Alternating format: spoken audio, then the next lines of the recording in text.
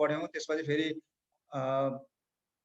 अर्को हाम्रो जनक शिक्षा सामग्री केन्द्रले प्रकाशित गरेको पुस्तकमा अर्कै क्षेत्रफल पढ्यौँ। यो सम्पूर्ण कुराहरू मैले त्यसमा दिएको छु र त्यो नेपालको जुन हाम्रो पहिलाको नेपालको 1,47,181 स्क्वायर किलोमिटर भनेको जुन त्यो एरिया छ हाम्रो टोटल एरिया, त्यो हाम्रो 2032 को 2032 सालमा चाहिँ नेपाल सरकारले चाहिँ खिचेको नक्सा हो। त्यसपछि अहिलेसम्म 2072 साल जेठ 5 गतेसम्म आउँदा हामीले त्यही नै नक्सा चलाइरहेको थियौँ। तर टर्निङ पोइन्ट के भइदियो भन्दाखेरि यो सबै डेट्सहरू इम्पोर्टेन्ट है। इन्डियाले नेपालको 3टा स्थानहरू कालापानी, लिपुलेक र लिम्फियाधुरा, यो 3टा स्थानलाई चाहिँ आफ्नो नयाँ राजनीतिक नक्सामा समेटेर नयाँ नक्सा जारी गरिदियो। यो कहिले जारी गरिदियो मैले त्यहाँ चित्रसहित देखाइदिएको छु। र त्यति मात्रै गरेन, पछिबाट उनीहरूले त्यहाँबाट के भयो त उनीहरूको उत्तर प्रदेशको दार्चुला जिल्लाबाट हाम्रो लिपुलेक हुँदै तिब्बतको कैलाश मानसरोवर जाने बाटोसँग उनीहरूले उद्घाटन गर्यो, जुन 80 किलोमिटर ट्रेल थियो, लिङ्क रोड थियो त्यो। त्यति गरेपछि नेपाल सरकारले त्यसको प्रतिवाद गर्दै हामीले पनि के भयो त जुन त हाम्रो चुच्चा जुन हटेको थियो कालापानी, लिपुलेक र लिम्फियाधुरा हामीले भन्छौँ र इन्डियाले चाहिँ के भन्छ त्यही कालापानीको छेउबाट एउटा सानो खोला चाहिँ उत्पत्ति भएको छ, त्यही काली नदी भन्छ। के भन्छ त माथि टुप्पोको लिम्फियाधुरा उत्पत्ति भएको नदी नै काली नदी, सीमा नदी भन्छौँ। सो यसको जति पनि डिटेल्स छ त्यसमा क्लियर कट राखिदिएको छु, त्यसमा हेर्नु। र अर्को हाम्रो करेन्ट अफेयर्सको मोस्ट इम्पोर्टेन्ट पोइन्ट अफ भ्यूबाट हाम्रो संविधान संशोधन है, amendment of the present constitution of the Nepal. नेपालको संविधान 2 पटक संशोधन भएको छ र दोस्रो संशोधन भनेको अहिले त्यही जुन नक्सा आयो हाम्रो चुच्चे नक्सा आयो नेपालको शेड्युल 3 अनुसूची 3 मा है। अनुसूची 3 मा हाम्रो कोट अफ आर्म्स छ, निशाना छाप छ। त्यो निशाना छापमा हाम्रो पुरानो नक्सा थियो, त्यो पुरानो नक्सालाई नयाँ नक्साले प्रतिस्थापन गर्नलाई चाहिँ नेपाल सरकारले 2077 साल असार 4 गते संविधान संशोधन गरिसकेको छ। यो डेट इम्पोर्टेन्ट छ। When was the present constitution of Nepal amended, कहिले संशोधन भएको थियो, कुन धारामा संशोधन भएको थियो, कुन अनुसूचीमा संशोधन भएको थियो, यसमा थोरै म समसामयिकको पाटोमा त्यसमा चर्चा गरौँला। सो अनुसूची 3 मा अब हाम्रो नेपालको चुच्चो नक्सा सहितको त्यहाँनिर छ। सो यो भनेको हाम्रो अवस्थिति, क्षेत्रफल कुराहरू सबै यसमा जोडिन्छ। यद्यपि अहिले नेपालको अफिसियल एरिया कति भन्दाखेरि चाहिँ 147,181 स्क्वायर किलोमिटर नै हो, द्याट इज 56,827 स्क्वायर माइल्स। यो भन्दा 2 वर्ष अगाडि हामीलाई सोधेको क्वेसन, 2 वर्ष अथवा 3 वर्ष अगाडि स्क्वायर माइल्समा हामीलाई क्वेसन सोधेको छ। अब सिमानाको कुरा गर्दा अस्तिको पालि हाम्रो क्वेसन के आएको छ भन्दाखेरि चाहिँ नेपाल भारतका 5वटा प्रदेशसँग जोडिएको छ, सबैभन्दा बढी क्षेत्रफल कुन चाहिँ प्रदेशसँग जोडिएको छ भनेर क्वेसन सोधेको छ है। सो त्यसरी हेर्दाखेरि चाहिँ नेपाल भारतका 5वटा प्रान्तसँग जोडिएको छ। हाम्रो उत्तरमा के छ, हाम्रो autonomous area of China Tibet छ। त्यसपछि इस्टमा वेस्टमा हाम्रो के छ, नर्थमा के छ, साउथमा के छ। अरू सबै 4वटा पार्टमा केले घेरेको छ त, इन्डियाले घेरेको छ। इस्टमा हाम्रो तपाईँ सिक्किम छ, तलतिर के छ, पश्चिम बङ्गाल छ, 2टा छ इस्टमा। तलपट्टि साउथमा के छ, साउथको यतापट्टि बिहार छ, पश्चिमपट्टि के छ, उत्तर प्रदेश छ। भने हाम्रो जुन लिपुलेक जुन काण्ड आयो त्यो चाहिँ हाम्रो के छ, कुन राज्य छ त्यसको भारतको उत्तराखण्ड छ। सो उत्तराखण्ड, उत्तर प्रदेश, बिहार, वेस्ट बङ्गाल र सिक्किम, यो 5वटा स्टेट मध्ये, यो 5वटा प्रदेश मध्ये सबैभन्दा बढी नेपालको क्षेत्रफल जोडेको उत्तर प्रदेशसँग हो। यही क्वेसन हाम्रो यसपालि सोधेको है। सो यो कुरा पनि हामीले त्यसमा यस्तो कुराहरूलाई पनि त्यहाँ हामीले त्यसको एरियामा जानुपर्छ है। सिमाना भनेको यही हो। सिमानामा माथिपट्टि चीन छ, नेपाल चीन भन्दा कति ठुलो छ, भारत भन्दा कति सानो छ, अथवा नेपाल चीन भन्दा कति गुणाले सानो छ, यसरी क्वेसन आउन सक्छ है। अनि त्यसपछि चीन र भारतसँग त नेपाल जोड्यो, त्यसपछि थर्ड नियरेस्ट कन्ट्री चीन र भारतपछि कुन हो, बङ्गलादेश हो। अनि क्यापिटल सिटीको क्वेसन सोध्न सक्छ, नियरेस्ट क्यापिटल नेपालबाट कुन हो है। सिमाना भनेको everything that comes under the territory, टेरिटरीको जुन क्षेत्रफल छुन्छ वरिपरिबाट सबै हो। नट ओन्ली नेपालको एरिया, त्यहाँभित्रका जिल्लाहरू, नेपालको 77वटा जिल्ला मध्ये कतिवटाले चीनलाई छुन्छ, कतिवटा भारतलाई छुन्छ, त्यो पनि जान्न जरुरी छ। नेपालका 7वटा प्रदेश छन्, ती प्रदेशले कुन चीनलाई कतिवटाले छुन्छन्, भारतलाई कतिवटाले छुन्छन्, अथवा दुवै देशलाई छुने कतिवटा छन्, त्यो पनि जान्न जरुरी छ। सो यहाँबाट हाम्रो आई थिङ्क एउटा क्वेसन त स्योर सट आउँछ यतिबाट है। अब सबैभन्दा अग्लो र होचो भनेको छ अब नेपालको लोएस्ट पोइन्ट भनेर हामीले 58 सालसम्म झापाको केचना कपाल भनेर पढिरहेको थियौँ। But still there are certain confusions. Even हाम्रो नेपालको लोकल मिनिस्ट्रीहरूको साइटहरूतिर अहिले पनि झापाको केचना कपाल भनेर उल्लेख गरेको पाइन्छ। तर हाम्रो नेपाल सरकारको औपचारिक दस्तावेज भनेको नेपाल परिचयमा धनुषाको मुसरानीलाई नेपालको सबैभन्दा होचो स्थान मानिएको छ। र नेपालको लोएस्ट पोइन्ट भनेको 60 मिटरदेखि 8848 मिटरसम्म चाहिँ यो कुराहरू भइहाल्यो। सो नेपालको लेन्थ 885 किलोमिटर। अस्तिको पालि सोधेको क्वेसन के हो, which treaty determine the border of Nepal, नेपालको कुन सन्धिले नेपालको पूर्वमा मेची पश्चिममा महाकाली भनेर निर्धारण गरेको भनेर सोधेको छ। That is Sugauli treaty. Nepal Anglo वारबाट अस्तिको पालि हाम्रो 4वटा क्वेसन आएको छ। And I think this is one of the most important topic यसपालि पनि। अझै पनि क्वेसन सोध्न सक्ने ठाउँहरू त्यहाँ धेरै छन् है। सो त्यो सिगोली ट्रिटीले जुन हाम्रो पश्चिम मेचीदेखि महाकालीसम्मको 885, नर्थ साउथ नेपालको युनिफर्म छैन, 241 म्याक्सिमम वाइड छ, मिनिमम 145 छ, एभरेजमा 193 छ। र नेपालको nearest C distance bay of Bengal, नेपालको टाइम लोकल टाइम GMT भन्दा 5 घण्टा 35 मिनट छिटो। र यहाँ तिमीले एउटा कुरा म के भन्छु भन्दाखेरि नेपालको टाइम GMT भन्दा 5 घण्टा 35 मिनट छिटो मात्रै होइन, नेपालको टाइम इन्डिया भन्दा कति छिटो, भुटान श्रीलङ्का भन्दा कति छिटो, पाकिस्तान भन्दा कति छिटो, अफगानिस्तान भन्दा कति छिटो, बङ्गलादेश भन्दा कति ढिलो, भुटान भन्दा कति ढिलो, त्यो पनि पढ। किनभने क्वेसन सोधेको छ। नेपालको नेबरिङ सार्क नेसन्स र वर्ल्डको फेमस कन्ट्रीहरू जस्तै अब अमेरिका, हामीले के भन्छौँ यो बिचको GMT लाइनको, GMT बाट समय पूर्वतिर जान्छ भने समय छिटो हुन्छ, GMT बाट पश्चिम जान्छ भने समय के हुन्छ, पश्चिम हुन्छ। अमेरिका त GMT बाट पश्चिममा पर्छ, तर नेपाल कता पर्छ, पूर्वमा पर्छ। सो भोलि सिम्पली हामीलाई अमेरिकाको टाइम भन्दा नेपाल टाइम ढिलो छिटो भन्दा छिटो हुन्छ। किन छिटो भन्दा GMT बाट इस्ट भनेको सधैँभरि छिटो। सो यो ल्याटिट्युड र लन्जिट्युडको कन्सेप्ट यसमा बुझेको हुनुपर्छ है, अक्षांश र देशान्तर। त्यसपछि भौगोलिक आधारमा नेपालको विभाजन भनेको छ। यहाँ दुईटा कुरा तिमीले ध्यान दिनु। एउटा चाहिँ हिमाल पहाड तरेको कुरा आइहाल्छ, र हिमाल पहाड तरेको तिमीले ठुलो जिल्ला सानो जिल्ला कुन त सबै कुराहरू मजाले हेर्नु, त्यसले अकुपाई गरी एरिया कति छ र पपुलेसन कति छ त्यो हेर्नु। तर दुईटा मोस्ट इम्पोर्टेन्ट कुरा तिमीले यसमा के ध्यान दिनु भन्दाखेरि चाहिँ हामीले नेपालमा 75 जिल्ला हुँदाखेरि 2072 साल असोज 3 गते संविधान जारी गर्नु भन्दाखेरि त नेपालमा 75 वटा जिल्ला थियो, र संविधानले के गर्दा नेपालको दुईटा जिल्लालाई टुक्राइदियो। यो परासल इन्सपेक्टरमा सोधेको क्वेसन हो। नेपालमा टुक्राइएका जिल्लाहरू कुन कुन हुन् भनेर सोधेको छ। नवलपरासी र रुकुम भयो। सो नवलपरासी र रुकुम टुक्राइ के हो त, अहिले जुन नवलपरासी बर्दाघाट सुस्ता पूर्व भने त्यसलाई नवलपुर भन्ने र पश्चिमलाई के भन्ने हो, परासी भन्ने। बर्दाघाट सुस्ता पश्चिमलाई परासी भन्ने भने रुकुम पूर्व र रुकुम पश्चिम भनेर चाहिँ यो चारवटा फरक फरक भयो। र यो जिल्लाहरू कार्यान्वयनमा कहिले आयो त, 14 साल भाद्र 5 गते। अब यद्यपि अब यसमा चाहिँ नेपालको अन्तिम जिल्ला कुन हो भनेर पूर्वी रुकुम भनेर कहीँ कतै उल्लेख गरेको पाइन्छ, तर त्यसका कुनै पनि ठोस आधारहरू छैनन् है। अल्फाबेटको आधारले हेर्ने भने चाहिँ त्यो पश्चिम, अब रुकुम पूर्व हुँदाखेरि त्यो पहिला आउँछ, के अरे पश्चिम रुकुम पश्चिम पहिला आउँछ, अनि यतापट्टि नवलपुर र परासी अगाडि आउँछन्, र यो पु चाहिँ पछाडि आउँछ। त्यसकारण त्यसलाई अन्तिम जिल्ला भनेको हुन सक्छ भन्ने मेरो मान्यता हो है। नभए यसको प्रशासनिक राजनीतिक यस्तो कुनै पनि खास आधारहरू छैन यसलाई अन्तिम जिल्ला भन्नुपर्ने, तर पनि कहीँ कतै उल्लेख गरेको पाइन्छ। यो कुरामा ध्यान दिने। र यी 77 जिल्लाहरू नेपालमा कार्यान्वयनमा कहिले आएको भन्दाखेरि 14 साल भाद्र 5 गते आएको। सो यसको अर्थ तिमीले के पढ्नु भन्दाखेरि चाहिँ नेपालमा विभाजनको कुराहरू, एडमिनिस्ट्रेटिभ डिभिजन, प्रशासनिक तथा राजनीतिक विभाजनहरू कहिलेबाट हुन थाल्यो भन्दाखेरि चाहिँ औपचारिक रूपमा लिच्छवी कालबाट। ग्राम, the lowest unit of village, गाउँको सबभन्दा सानो इकाइलाई हामीले ग्राम भन्थ्यौँ। त्यसपछि जिल्लाहरूलाई के भनिन्थ्यो, हुँदै हुँदै अहिले आएर हामीसँग के छन् त 7 वटा प्रदेश 77 वटा जिल्ला छ आजको हाम्रो विभाजन। र 72 साल असोज 3 गते अगाडि हामीले 14 पत्र जिल्ला र 5 विकास क्षेत्र भन्थ्यौँ। त्यो 5 विकास क्षेत्रहरू 2075 साल चैत्र 28 गते नेपाल सरकारले खारेज गरिसकेको अवस्था छ। सो त्यो अब हामीसँग एक्जिस्टेन्समा छैन। सो हामीलाई 100% अब यहाँ जाँचमा क्वेसन के आउँछ भन्दाखेरि चाहिँ प्रदेश र जिल्लाबाट क्वेसन 100% आउँछ। कसरी क्वेसन आउँछ भन्दाखेरि चाहिँ यो 7 वटा प्रदेश छ जुन 72 सालको संविधान आयो असोज 3 गते सेप्टेम्बर 20 मा, त्यसले के भन्यो भन्दाखेरि चाहिँ नेपालको एकात्मक राज्य प्रणाली भन्छ, unified unitary system of governance भन्छ। पहिला नेपालमा एउटा मात्रै सरकार हुन्थ्यो, अहिले नेपालमा कतिवटा सरकार छन्, 761 वटा सरकार छन्। यो पोस्टल इन्सपेक्टरमा सोधेको क्वेसन हो, how many government are there in Nepal भनेर।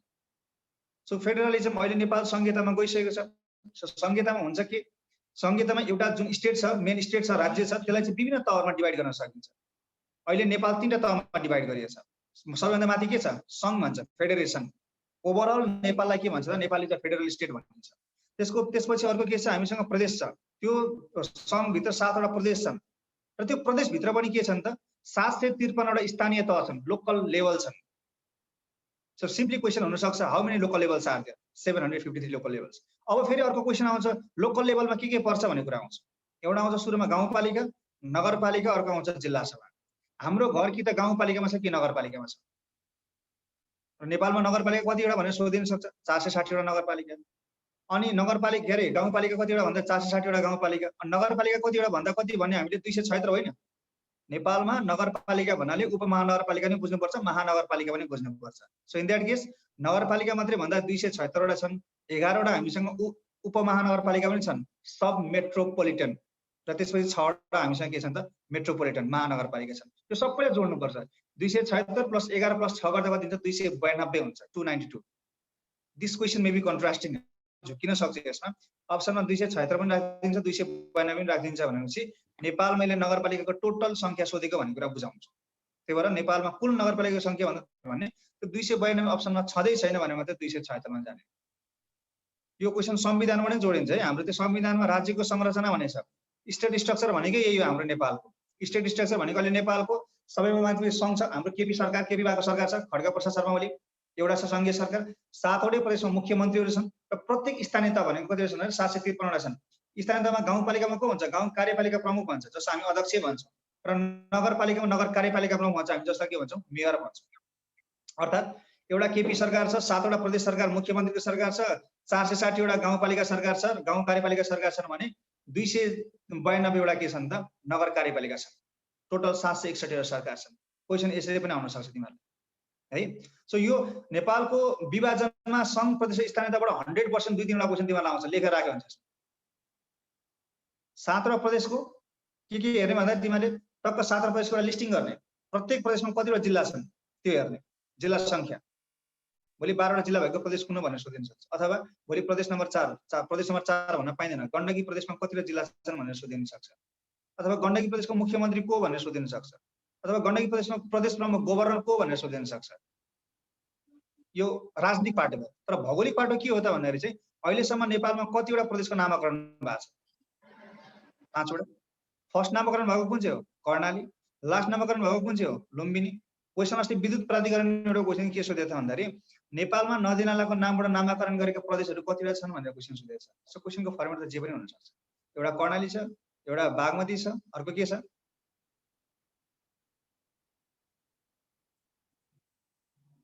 अब म यहाँ नेपालको भूगोलको कुरा गर्दैछु, अब त्यो संयुक्त राष्ट्र सङ्घमा त्यो खटी जाने भनेर चाहिँ अब त्यो कमेन्ट जे पाए नगरौँ न। अहिले यहाँ सुनौँ ध्यान दिएर। पहिला म कुरा गर्दैछु आगराको, त्यहाँ लेख्ने कमेन्ट गर्ने मान्छे कहाँ गागरा कुरा गर्दैछ। के भन्दै थिएँ? डिस्ट्र्याक्सन भयो कि। ओके। सो त्यो कतिवटा नदी नालाको नामबाट कतिवटा भएको छन् भनेर त क्वेसन सोधिसकेको छ। सो कतिवटा छन् त भनेर अहिलेसम्म नदी नालाको भनेको बागमती एउटा नदीको नाम भयो, कर्णाली नदीको नाम भयो, गण्डकी नदीको नाम भयो, 3टा भयो। र अब यसमा करेन्ट अफेयर्समा मोस्ट पोसिबल क्वेसन के हो त भन्दाखेरि चाहिँ नेपालको नामाकरण गरेको अन्तिम प्रदेश कुन भनेर यहाँबाट यति मैले अहिले जति भनिरहेको छु नि, यहाँबाट एउटा क्वेसन 100% आउँछ। फिक्स क्वेसन आउँछ भनेर पढ्नु। त्यहाँबाट कहिले नामाकरण भयो, गण्डकी प्रदेश कहिले नामाकरण भयो, कर्णालीलाई कहिले नामाकरण गर्यो, 4 साल इन्सपेक्टरमा सोधेको थियो। के अरे उसमा सुदूरपश्चिम प्रदेशको राजधानी कैलालीको गोदावरीलाई कहिले कायम गर्यो भनेर क्वेसन सोधेको छ है। सो अहिलेको यो हाम्रो जुन लास्ट नामाकरण गरेको प्रदेश कति नम्बर हो त? 5 नम्बर हो। 5 नम्बर प्रदेशलाई के नामाकरण गर्यो? लुम्बिनी नामाकरण गर्यो। र यसको पर्मानेन्ट क्यापिटल है, स्थायी राजधानी भन्छ। अस्थायी त सबैका छन्। स्थायी राजधानी भएका कतिवटा छन् त भन्दाखेरि अब अहिले स्थायी राजधानी भएका त अब 6 वटा भइसक्यो। प्रदेश नम्बर 1 को नामाकरण भएको छ, तर प्रदेश नम्बर 1 को स्थायी राजधानी विराटनगर कायम भइसक्यो। र यसको दाङ जिल्लाको जुन राप्ती उपत्यका भन्छ, त्यसलाई दाङ देउखुरी क्षेत्र भन्छ, त्यसको भालुवाङलाई समेटेर चाहिँ दाङ देउखुरी समग्र समेटेर भालुवाङलाई चाहिँ प्रदेश नम्बर 5 को स्थायी राजधानी घोषणा गरिएको छ। यो 77 साल असोज 20 गतेको कुरा है। यसलाई नोट गर्नु। यो महत्त्वपूर्ण छ। यहाँबाट क्वेसन आउँछ। त्यसै गरी यो 7 वटा प्रदेशले कतिवटाले चिनलाई छुने, कतिवटाले भारतलाई छुने, अब 2टालाई छुने के छन् त्यो हेर्नु। Same is the case with districts. District नेपालका 17 जिल्लाले कतिवटाले चिनलाई छन्, कतिवटाले भारतलाई छुएका छन्। सबैभन्दा बढी जिल्लासँग सिमाना जोडेको जिल्ला कुन हो? अनि त्यसपछि क्षेत्रफल बराबर भएका जिल्ला को छन्? Top 5 districts based on population, bottom 5 districts based on population and based on area है। नेपालका जियोग्राफिकल सुपरलेटिभ्सहरू जस्तै हाम्रो परासाल के सोधेको छ question? Which place of Nepal is known as Switzerland भनेर सोधेको छ। दोलखाको जिरी स्विजरल्यान्डको जुरीसँग मिल्दो भएर त्यसलाई के भनेछ त? नेपालको स्विजरल्यान्ड भनेको छ। डोर अफ नेपाल भनेर हाम्रो क्याडेटमै क्वेसन सोधेको छ क्यारे। वीरगञ्जलाई डोर अफ नेपाल भनिन्छ। त्यस्तै गरी बनरस अफ नेपाल, एक्सवाइजेड यस्ता कुराहरू छन्। सब ब्रिगेड्स त्यसलाई सुपरलेटिभ्स भन्छ। त्यसलाई हेर्ने। नेपालका जिल्लाको बारेमा सबैभन्दा बढी एयरपोर्ट भएको जिल्ला ट्रेस अफ भोल्क्यानो, यो क्वेसन सोधेको छ हाम्रो 70 सालमा। नेपालको कुन जिल्लामा ज्वालामुखीको चिन्ह छ भनेर क्वेसन सोधेको छ? The district that is the trace of volcano, दैलेखको दुल्लु। सो एभ्रिथिङ जिल्लाको बारेमा सबै पढ्नु। र जिल्लाको बारेमा पढ्दाखेरि 4वटा जिल्ला 5वटा जिल्ला कहिले पनि नछुटाउनु। त्यो के हो भन्दाखेरि चाहिँ मैले अहिले पनि भनिसकेको थिएँ, पहिला 75 जिल्ला हुँदाखेरि हिमालमा 16वटा जिल्ला थिए, पहाडमा 39वटा जिल्ला थिए, तराईमा 20वटा जिल्ला थिए। तर 74 साल भाद्र 5 गते यी कार्यान्वयनमा आउँदाखेरि तराईमा के भयो त? 20 को ठाउँमा 21 भयो। नवलपरासी टुक्रेर 21 भयो। पहाडमा 39 जिल्ला थिए, एउटा जिल्ला रुकुम टुक्रेर त्यहाँ पहाडमा कति भयो त? 40 भयो। र हिमालमा त 16 नै थिए, जोडेर कति भयो त? 77 भयो।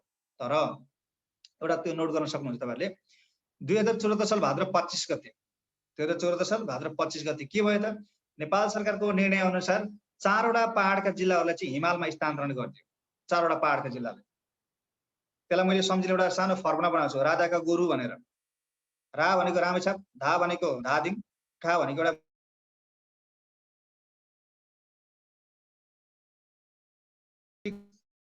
upgrade mountain system from hilly districts. 4वटा पहाडी जिल्ला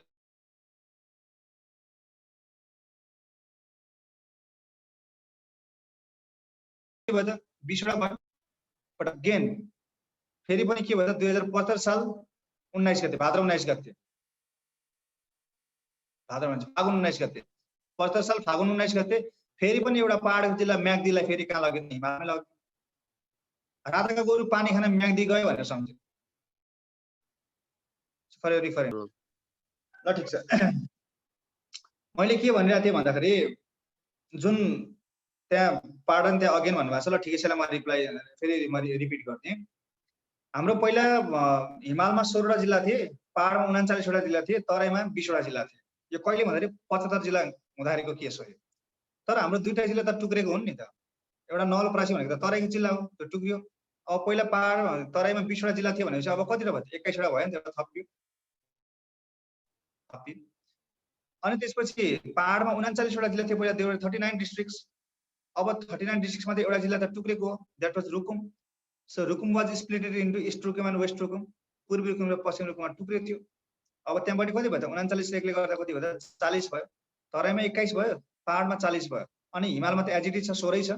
सो 16, 40 र 21 जोड्दा कति भयो त? 77 जिल्ला भयो। So when was Nepal divided into 77 districts भन्दाखेरि 2014 साल भाद्र 5 गते। बी क्लियर अबाउट दिस है।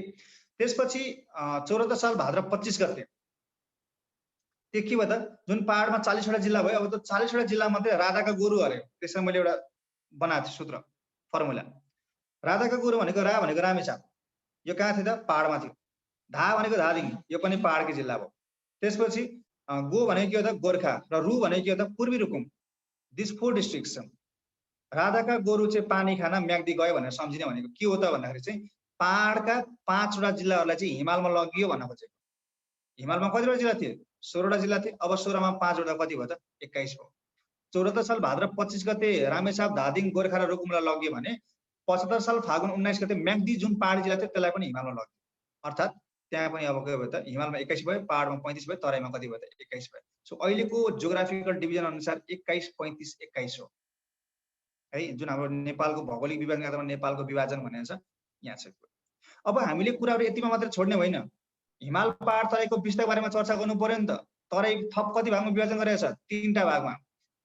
60 मिटरदेखि 200 मिटरलाई हामीले के भन्छौँ? मुख्य तराई, मेन तराई भन्छौँ। तराईको अन्न भण्डार भनेको ग्रेनेज हाउस अफ नेपाल हो। त्यसलाई चाहिँ हामीले ग्रेनेज हाउस अफ नेपाल भन्छौँ। नेपालको जति पनि अन्न उत्पादन हुन्छ त्यही क्षेत्रमा हुन्छ। र 200 देखि 300 मिटरसम्मको अर्को मुख्य तराई भन्दा माथि हामीले यो चाहिँ भाबर, चुरिया भन्छौँ हामी त्यसलाई, तारकोसे झाडीको रेन्ज। र त्यो भन्दा माथि हामी के भन्छौँ त? भित्री मधेस भन्छौँ, इनर तराई। क्याडेटमा हाम्रो क्वेसन यही आएको छ, which of the following districts does not fall under inner Terai भनेर क्वेसन सोधिएको छ। तराईलाई 3टा भागमा, सबैभन्दा तल मुख्य तराई छ, त्यसपछि त्योभन्दा अलिकति माथि 200 देखि 300 मिटरसम्मलाई शिवालिक भन्छ अथवा चुरिया भन्छ अथवा भावर भन्छ, र 300 देखि 610 मिटरसम्मको उचाइलाई हामीले के भन्छौँ त भन्दाखेरि भित्री मधेस, इनर तराई भन्छौँ। र इनर तराईमा छन् जिल्लाहरू 7वटा जिल्ला छ है। त्यो जिल्लाको नामहरू हामीले याद गर्नुपर्छ। एक सर्ट फर्मुला, त्यसलाई 3-4 तरिकाले एनालाइसिस गर्ने है। ठुलोदेखि सानो पढ्नु तराईका जिल्ला, भित्री मधेसका जिल्लाहरू, र त्यसको पूर्वदेखि पश्चिमी अर्डर याद गर्नु, र त्यसले अकुपाई गरेको एरिया याद गर्नु। यसपालि हाम्रो योभन्दा अगाडि राष्ट्र ब्याङ्कमा सोधेको क्वेसन छ, what percent of the total area of Nepal is occupied by inner Terai? भित्री मधेसका जिल्लाहरूले ओगटेको क्षेत्रफल कति छ भनेर क्वेसन सोधेको छ। That is 8.5% of the total area of Nepal. त्यो जिल्लाहरू, भित्री मधेसका जिल्लाहरू। सो सिम्पल उसिम चिन दासु भनेर यसरी सम्झिनु हुन्छ। अब पूर्वदेखि पश्चिमसम्म गर्दाखेरि एउटा मैले जहिले पनि कहिले पनि म घोक्दिनँ कुराहरू, just I try to correlate with the things. अनि अब दाङ भनेपछि दाइले, अनि अब त्यसपछि दाङपछि सबभन्दा ठुलो अर्को दोस्रो ठुलो कुन हो त? सिन्धुले। दाइले बहिनी सिन्धुलाई तिहारमा टिको लाएर के उपहार दिए त भन्दाखेरि सुर्खे थैली दियो भने सुर्खेत। त्यो सुर्खे थैली केले बनाएको थियो भन्दाखेरि मच्छी उनले बनाएको थियो। कस्तो उनले बनाएको थियो? मच्छी उन भनेको म भनेको मकनपुर, ची भनेको चितवन, ऊ भनेको उदयपुर, न भनेको नवलपुर। पूर्वदेखि पश्चिम अथवा ठुलोदेखि सानो सम्झिनु पर्यो, भित्री मधेसको ठुलो जिल्ला कुन हो, सानो जिल्ला कुन हो, अथवा भोलि हामीले अर्डर दिन सक्छ। क्वेसन त प्रोबेबिलिटी जसरी नै हुन्छ, हामीले मस्ट यसलाई चाहिँ हामीले डिल गरिदिनुपर्छ है। र तराईको कुरा भयो। अब पहाडमा चाहिँ हाम्रो पहाडलाई पनि 3टा भागमा, एउटा चुरे, त्यो बिचको मिडल्यान्ड भन्छ, मध्यभूमि, र त्योभन्दा माथिलाई के भन्छ, महाभारत भन्छ। सो महाभारत भनेको के हो त, सेकेन्ड क्लास रिभरहरूको प्लेस अफ ओरिजिन हो। र चुरे भनेको के हो त, थर्ड क्लास रिभरहरूको प्लेस अफ ओरिजिन हो चुरे भनेको। र चुरेको हाइएस्ट पोइन्ट नेपालमा के भनिन्छ त, कैलालीको गारवा भनिन्छ, and that is at a height of 1872 metre from the sea level. समुद्र सतहबाट 1872 मिटर माथि चाहिँ गारवा छ। Chure range that is from east to west. अनि त्योभन्दा माथिको त्यो मिडल्यान्ड मध्यभूमिले महाभारत र चुरेलाई छुट्याइदिन्छ। र महाभारत पर्वत भनेको चाहिँ म्याक्सिमम हाम्रो त्यहाँ हाइट कति छ त, 3500 मिटरसम्म छ। र त्यो 3500 मिटर भनेको के हो त, महाभारतको दोलखाको सैलुङ डाँडा भन्छ, Sailung hill, that is at a height of 3500 metres from the sea level है, महाभारतको कुरा। र अब त्योभन्दा माथि हाम्रो के छ त, हिमाल छ। सो हिमाल भन्ने बित्तिकै हाम्रो के आउँछ, हिमाली प्रदेश भन्ने बित्तिकै हाम्रो हिमालको कुरा आउँछ, पिक्सको कुरा आउँछ। सो त्यसलाई पनि 3टा पार्टमा डिभाइड गरेको छ, मुख्य हिमाली, सीमान्त हिमाली र उच्च हिमाली। अब त्यसमा हामीले त्यो खासै सरकार हुँदैन, तर हामीले सरकार हुने के हो त, हिमालमा भन्दाखेरि चाहिँ हामीलाई 8000 मिटर अग्ला हिमालको बारेमा डिटेलमा पढ्नुपर्छ। यति कुरा दिमागमा राख्नु। तिमीले पढाइ छैन भने त्यसलाई अर्डर याद गर। अब हामीले वर्ल्ड जियोग्राफी पनि पढ्न सकेछ, त्यही भएर नेपाल जियोग्राफी पनि पढ्न सकेछ। त्यही भएर वर्ल्डमा चाहिँ अब नेपालमा कतिवटा हिमशृङ्खला छन् भन्दाखेरि 28 वटा हिमशृङ्खला छन्। माउन्टेन रेन्ज, एउटा रेन्जभित्र धेरै हिमालहरू हुन्छन्, श्रृङ्खला चुच्चो चुच्चो धेरै हुन्छन्। र त्यो रेन्जहरूको पनि उपश्रृङ्खला, सब रेन्ज कतिवटा छन् त, 18 वटा छन्। र ती 28 वटा हिमशृङ्खलामा नेपालमा 1310 वटा हिमाल छ। अब सबै 1310 वटा पढ्न सकिँदैन। अब 6000 मिटर माथि भन्छ, 5000 मिटर माथि भन्छ, 250 भन्दा बढी भन्छ, 8000 मिटर माथि भन्छ। कतिवटा छन् नेपालमा 8000 मिटर माथि? 8 वटा छन्। तर क्वेसन हाम्रो यो सुब्बामा सोधेको क्वेसन हो 73 सालमा। क्वेसन के भने थियो, नेपालमा 8500 मिटर माथिका हिमालहरू कतिवटा छन् भनेर क्वेसन सोधेको थियो। 8500 मिटर माथि कतिवटा छन् त, 3टा छन्। र वर्ल्डमा भन्छ भने 4 वटा छन्। सो दिमागमा के कुरा याद गर्ने, हामीले विश्वका 8000 मिटर भन्दा अग्ला 14 वटा हिमाल अर्डरमा याद गर्नुपर्छ, पहिलो पोइन्ट। किन भन्दाखेरि चाहिँ यसलाई हामीले अर्डर सोधिन सक्छ। जस्तै वर्ल्डको 5th हाइएस्ट माउन्टेन पिक कुन हो भन्दाखेरि हामीले नेपालको र वर्ल्डको दुईटै सिनारीमा सम्झिनुपर्छ। किन भन्दाखेरि वर्ल्डको हाइएस्ट पोइन्ट सगरमाथा भयो भने सेकेन्ड हाइएस्ट त माउन्ट केटु नेपालमा होइन, पाकिस्तानमा हो। सो पाकिस्तानमा हुँदाखेरि सेकेन्ड वर्ल्डको 5th हाइएस्ट पिक र नेपालको 5th हाइएस्ट पिक भन्दाखेरि एन्सर तलमाथि हुन्छ। त्यही भएर वर्ल्डकै 14 वटा हिमालको अर्डर याद गर्ने पहिलो। दोस्रो के याद गर्ने, त्यसको हाइट याद गर्ने। किन हाम्रो क्याडेटमा अलरेडी सोधेको छ, what is the height of Mount Kanchenjunga भनेर क्वेसन सोधिसकेको छ, हाइट। त्यसपछि उनीहरू कुन श्रृङ्खलामा पर्छ, योभन्दा अगाडि इन्सपेक्टरमा सोधेको क्वेसन छ, के भनेको छ, चोयु हिमाल कुन हिम श्रृङ्खलामा पर्छ भनेर सोधेको छ, माउन्टेन रेन्ज। सो रेन्ज पढ्नु पर्यो। त्यसपछि कुन जिल्लामा पर्छन् यी हिमालहरू र कुन प्रदेशमा पर्छन्। 69 सालमा हाम्रो यो लोकसेवाले सञ्चय कोषमा सोधेको क्वेसन हो, माउन्ट मनासलो कुन अञ्चलमा पर्छ भनेर सोधेको थियो। त्यतिखेर अञ्चल सोधिन्छ। अब हामीसँग अञ्चल सोध्दैन जाँच्न, बी स्योर अबाउट दिस, यो सोध्दैन। हामीलाई के सोध्छ कि कुन प्रदेशमा पर्छ भनेर सोध्छ कि कुन जिल्लामा पर्छ भनेर सोध्छ। सो मनासले हिमाल कुन प्रदेशमा पर्छ भन्दाखेरि चाहिँ गण्डकी अञ्चल भनेको त्यही अहिलेको गण्डकी प्रदेश त हो, गोर्खा जिल्ला हो। गोर्खा जिल्ला भनेपछि 4 नम्बर प्रदेश गण्डकी प्रदेश हो। क्वेसन यसरी पनि सोधेको छ, स्वर्गद्वारी कति नम्बर प्रदेशमा पर्छ भनेर सोधेको छ। स्वर्गद्वारी भनेको प्युठान हो। प्युठान भनेको कति नम्बर प्रदेश त, यसरी क्वेसन सोधिन्छ, 5 नम्बर प्रदेश। सो जियोग्राफिकल डिभिजन भनेको हिमाल पार तराई मात्रै भनेको, त्यहाँभित्रको फिचर्सहरू पनि हामीले हेर्नुपर्छ। र 8000 मिटर मुनिको हिमालको उचाइ तिमीले पढ्नु पर्दैन। सिम्पली हाम्रो क्वेसन छ, नेपालको 28 वटा हिमशृङ्खला मध्ये सबैभन्दा पूर्व के हो त, कञ्चनजङ्घा हो। कञ्चनजङ्घा। त्यसपछि के हो त, जनक। त्यसपछि के हो, उम्बक। त्यसपछि कुन हो, मालङ। त्यसपछि कुन हो, लाङटाङ। हुँदै हुँदै हाम्रो पश्चिममा के छ त, नालाकाङ्कर। र अन्तिम हिमशृङ्खला कुन हो त, गुराँस, that lies in Darchula district. र त्यो गुराँस हिमशृङ्खलामा 2टा प्रमुख हिमालहरू पर्छ, एउटा अपी हिमाल पर्छ, एउटा व्यासऋषि हिमाल पर्छ। सिम्पली अपी कुन हिमाल, अपी हिमाल कुन जिल्लामा पर्छ भनेर सोधिन सक्छ, तर अपी हिमालको हाइट सोध्दैन, ढुक्क भयो हुन्छ।